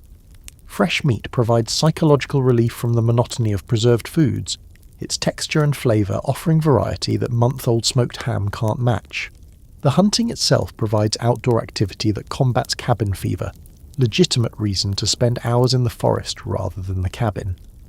Even unsuccessful hunts have value. Exercise, fresh air, time alone with thoughts that need processing. Your wife processes whatever you bring home with skills that match your hunting skills in completeness. The rabbit you caught yesterday became stew that stretched across 2 meals, its bones simmered for broth that will flavour tomorrow's soup. Nothing is wasted here either. The pelt is drying by the fire, the organs were consumed fresh, even the feet may become some child's plaything or amulet. The circularity of wild food processing mirrors the circularity of farm production. Every element serving some purpose, every byproduct finding some use. The foraging continues even in winter, though options are limited. You know where the hickory nuts might have been missed by squirrels, where the dried berries still cling to branches above the snow, where the inner bark of certain trees can be harvested for emergency food if real emergency strikes. This knowledge came from indigenous sources, passed through various intermediaries to reach you, carrying survival wisdom accumulated over thousands of years of habitation on this land. The trap check today yields 2 rabbits, a bounty that feels almost excessive after days of empty snares. You reset the traps carefully, brushing away your scent as best you can, then begin the walk home with your catch. The weight on your back is modest, perhaps 5 pounds total, but the satisfaction is disproportionate. The hunter's ancient pleasure at securing food through skill and patience and attention to the landscape's offerings. Dinner that night features fresh rabbit, roasted over the fire with a few precious herbs your wife preserved from last summer's garden. The children eat with gusto that preserved food never inspires, their bodies responding to the novelty as much as to the nutrition. You watch them eat and feel something uncomplicated for once. Provide as satisfaction the knowledge that your efforts translated directly into your family's well-being. The winter continues, the struggles continue, but tonight at least the family is fed from your labour, and that's enough. March should feel like progress, but March is actually cruel. A month of false promises and dashed hopes that tests patience more than the honest cold of January ever could. The sun rises earlier and sets later, but the warmth this implies rarely materialises. The snow begins to melt during afternoon hours, then refreezes at night into treacherous crusted surfaces that are harder to traverse than fresh powder. Spring feels possible, maybe even imminent, but spring is a liar, and you've been fooled before. The provisions have entered their critical phase, the point at which calculation becomes constant and portions become smaller. The root cellar shows more empty shelves than full ones now, the potatoes developing eyes you must cut away before cooking, the remaining apples soft and spotted with age. The smoked meat has become stringy jerky that requires extensive soaking before it's edible. The sauerkraut, bless its preserved soul, remains perfectly fine. Sauerkraut is basically immortal. But even sauerkraut becomes monotonous when it appears at every meal for weeks on end. You've started rationing more aggressively, reducing portions by amounts you hope the children won't notice. The milk cow is producing again, slightly, her output increasing as daylight lengthens and her body responds to ancestral rhythms that connect spring to lactation. The chickens have resumed laying, 1 or 2 eggs daily, treasures that seem almost miraculous after months of nothing. These small productions help stretch supplies that would otherwise run critically short. Historians still argue whether spring hunger, the phenomenon of provisions running out before fresh food became available, was common or rare on the frontier. Evidence suggests it was common enough to have a name, rare enough that most families survived it, and traumatic enough that it influenced planning and behaviour for years after the fact. You experienced real hunger once, in your childhood, and the memory of that gnawing emptiness drives your obsessive preparations in ways you don't fully acknowledge even to yourself. Here's a quirky detail about late winter food stretching. Many frontier families resorted to techniques that sound desperate, but actually worked reasonably well. Grinding dried corn, finer than usual, made it go further in porridge. Mixing acorn flour with wheat flour extended bread supplies. Boiling bones multiple times extracted every possible calorie of nutrition. These practices weren't signs of crisis. They were standard March protocols that everyone knew and deployed without shame or comment. The hunting becomes more productive as March progresses, game animals emerging from winter yarding locations and moving more visibly across the landscape. The deer you saw yesterday were thin, their winter fat depleted just as yours is depleted, but thin deer meat is still meat, and you're planning a hunt for tomorrow if weather permits. The rabbits have become less cautious, hunger driving them from cover in search of the first green shoots that sometimes appear in south-facing locations. Your trapline catches improve, providing supplements to stored food that help close the gap until garden production begins. Your wife has begun starting seeds indoors, tiny pots of soil positioned near the cabin's south-facing window, where the strengthening sun can coax germination. Tomatoes, peppers, cabbage starts that will be transplanted when soil warms enough to accept them. The sight of green growing things, even in miniature, lifts spirits in ways that surprise with their intensity. Life is returning. The eternal winter is ending. These seedlings are proof, however tiny, that the cycle will complete itself once more. The calculations now involve time as much as food. How many days until you can plant? How many weeks until the first vegetables mature? How long can current supplies stretch if you're careful? The mathematics triangulate toward a date, variable as weather but estimable as planning. Sometime in late May, probably, fresh food will begin arriving in quantities that change everything. 8 weeks, give or take. 56 days of continued stretching, continued rationing, continued management of resources that diminish daily toward that future abundance. The children feel the hunger even as you try to hide it from them. They eat their reduced portions without complaint. Children aren't stupid, and they've absorbed the household's anxiety even if its sources haven't been explained. But their energy levels have dropped, their play less vigorous, their sleep longer, as bodies conserve calories that aren't being replaced. You watch them and feel the particular failure that providers feel when provisions prove insufficient, even though the insufficiency isn't really failure but simply the nature of frontier margins. The first warm day arrives in late March, temperatures climbing to nearly 50 degrees, and the change feels physical, almost visceral. Snow melts in the sun, revealing mud beneath that hasn't seen light in months. The air smells different. Wet earth and awakening vegetation mixing with the remnant cold to produce something that means spring more clearly than any calendar entry. You stand outside with your face turned toward the sun, absorbing warmth that you'd forgotten could exist. And then, naturally, it snows again. April arrives with a 6-inch storm that buries the nascent hopes of March beneath fresh white weight. The mud disappears, the seedlings in the window seem to mock you, the calendar lies. The late winter cycle of hope and disappointment continues, each rise making the subsequent fall more crushing. But you've survived this before, every year, and you recognise the pattern even as you suffer through it. The snow will melt, the ground will thaw, the seeds will germinate, the cycle will complete. The trick is maintaining belief in the cycle during the moments when the cycle seems broken, holding on to faith in spring during the days when spring seems impossible. This is what April requires. Endurance not of cold, but of doubt. Patience not with weather, but with time itself. The grave marker reads, Sarah Henderson, aged 6 years and 4 months, died February 11th, 1847. Sleep now, sweet child. You stand before it with hat in hand, your feet cold in the melting snow of the cemetery, your thoughts with the family that lost what you came so close to losing, what you still might lose, any winter, any day. Not everyone survives. The statistics are difficult to reconstruct precisely, but historians estimate that frontier families experience child mortality rates of 20 to 30%. 1 in 4, perhaps 1 in 3, children dying before reaching adulthood. The causes varied. Illness that modern medicine would cure in days, accidents that isolation made fatal, cold that caught the unprepared or merely the unlucky, starvation when provisions failed and help couldn't arrive in time.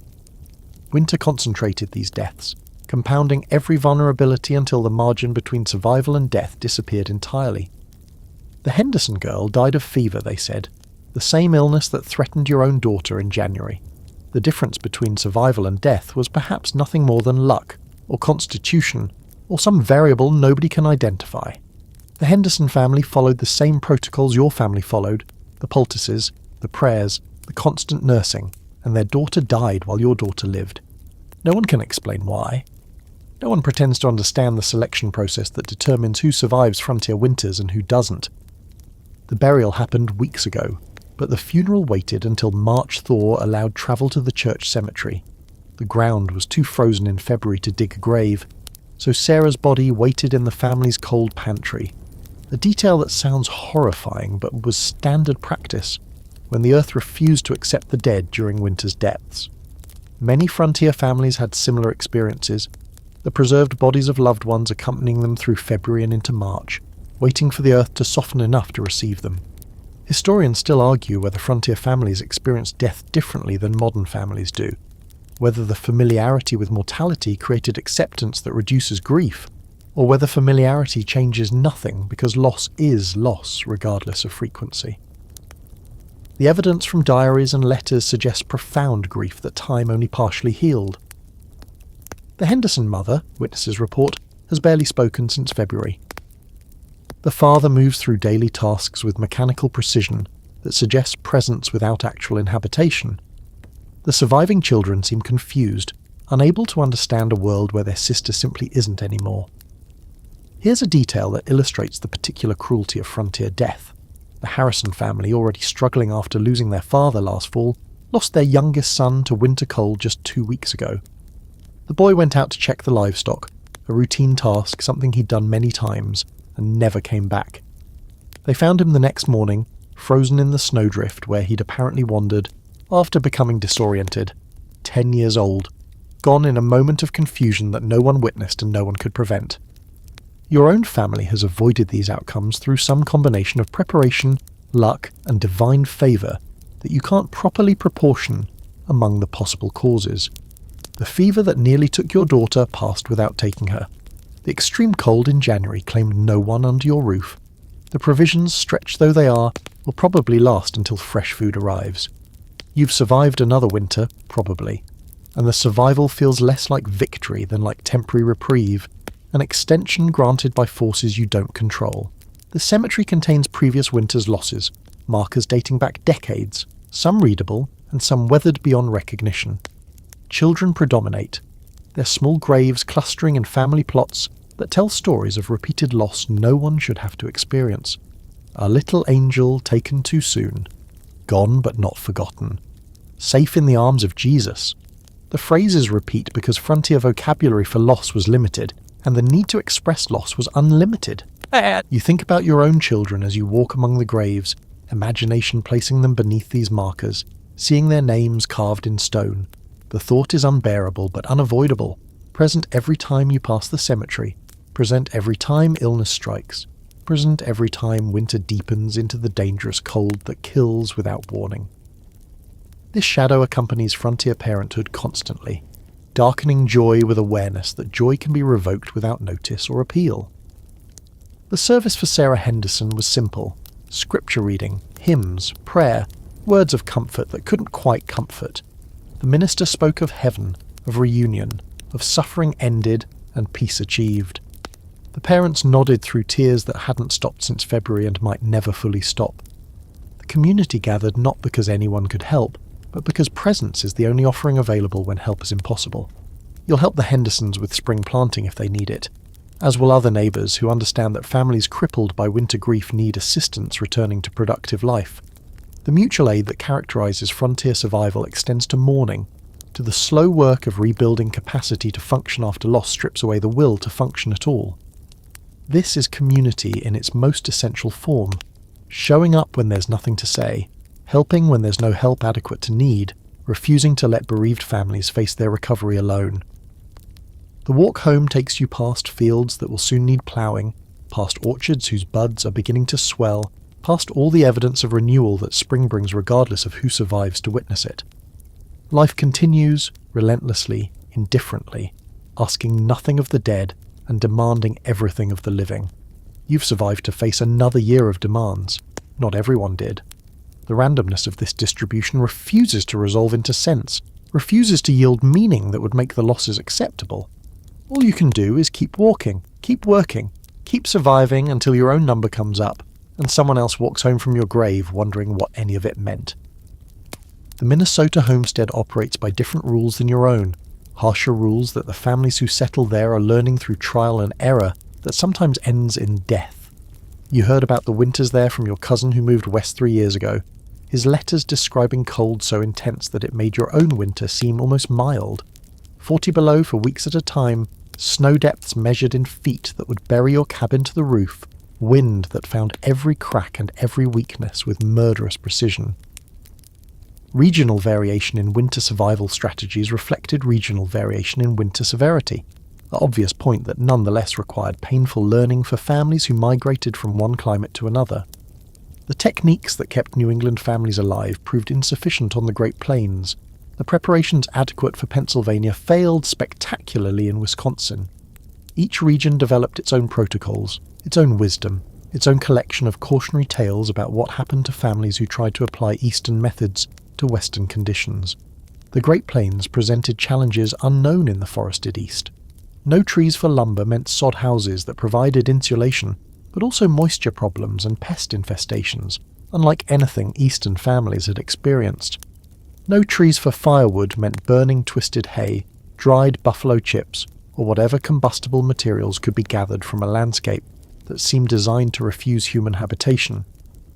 The wind blew unimpeded across hundreds of miles of flat terrain, creating blizzards that could kill within minutes and lasted for days. Historians still argue whether the Great Plains were genuinely harder to survive than the eastern forests, or whether the difficulty was merely different, unfamiliar rather than inherently more severe. The death rates suggest genuinely harder. The first waves of Great Plains settlers died in percentages that shocked observers and deterred subsequent migration until techniques caught up with conditions. The survivors wrote letters warning family members not to come, or to come prepared for conditions that defied description. Here's a quirky regional detail that illustrates adaptation to extreme conditions. Some Minnesota families built what they called cold entries, small enclosed spaces attached to cabin doors that served as airlocks, preventing direct air exchange between interior and exterior. The temperature difference between inside and outside could exceed 100 degrees on severe days, and opening a door without an airlock could drop cabin temperature by 20 degrees in seconds.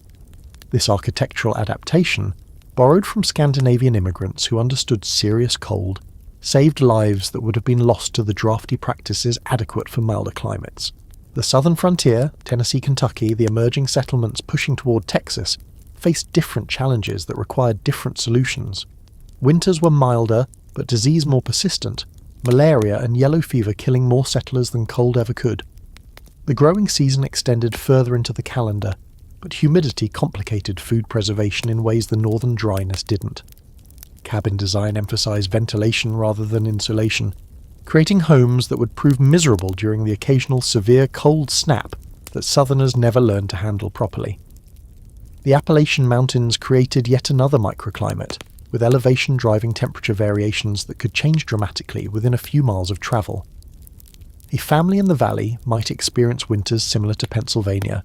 A family 10 miles up the mountain might experience conditions approaching New England severity. The vertical diversity of mountain regions made generalized advice nearly useless. What worked at one elevation failed at another. Cultural background shaped survival strategies as much as geography. German immigrants brought different traditions than Scots-Irish settlers. Scandinavian families approached winter with confidence that English families couldn't match. These variations weren't merely stylistic. They translated into different survival rates, different comfort levels, different definitions of what constituted adequate preparation.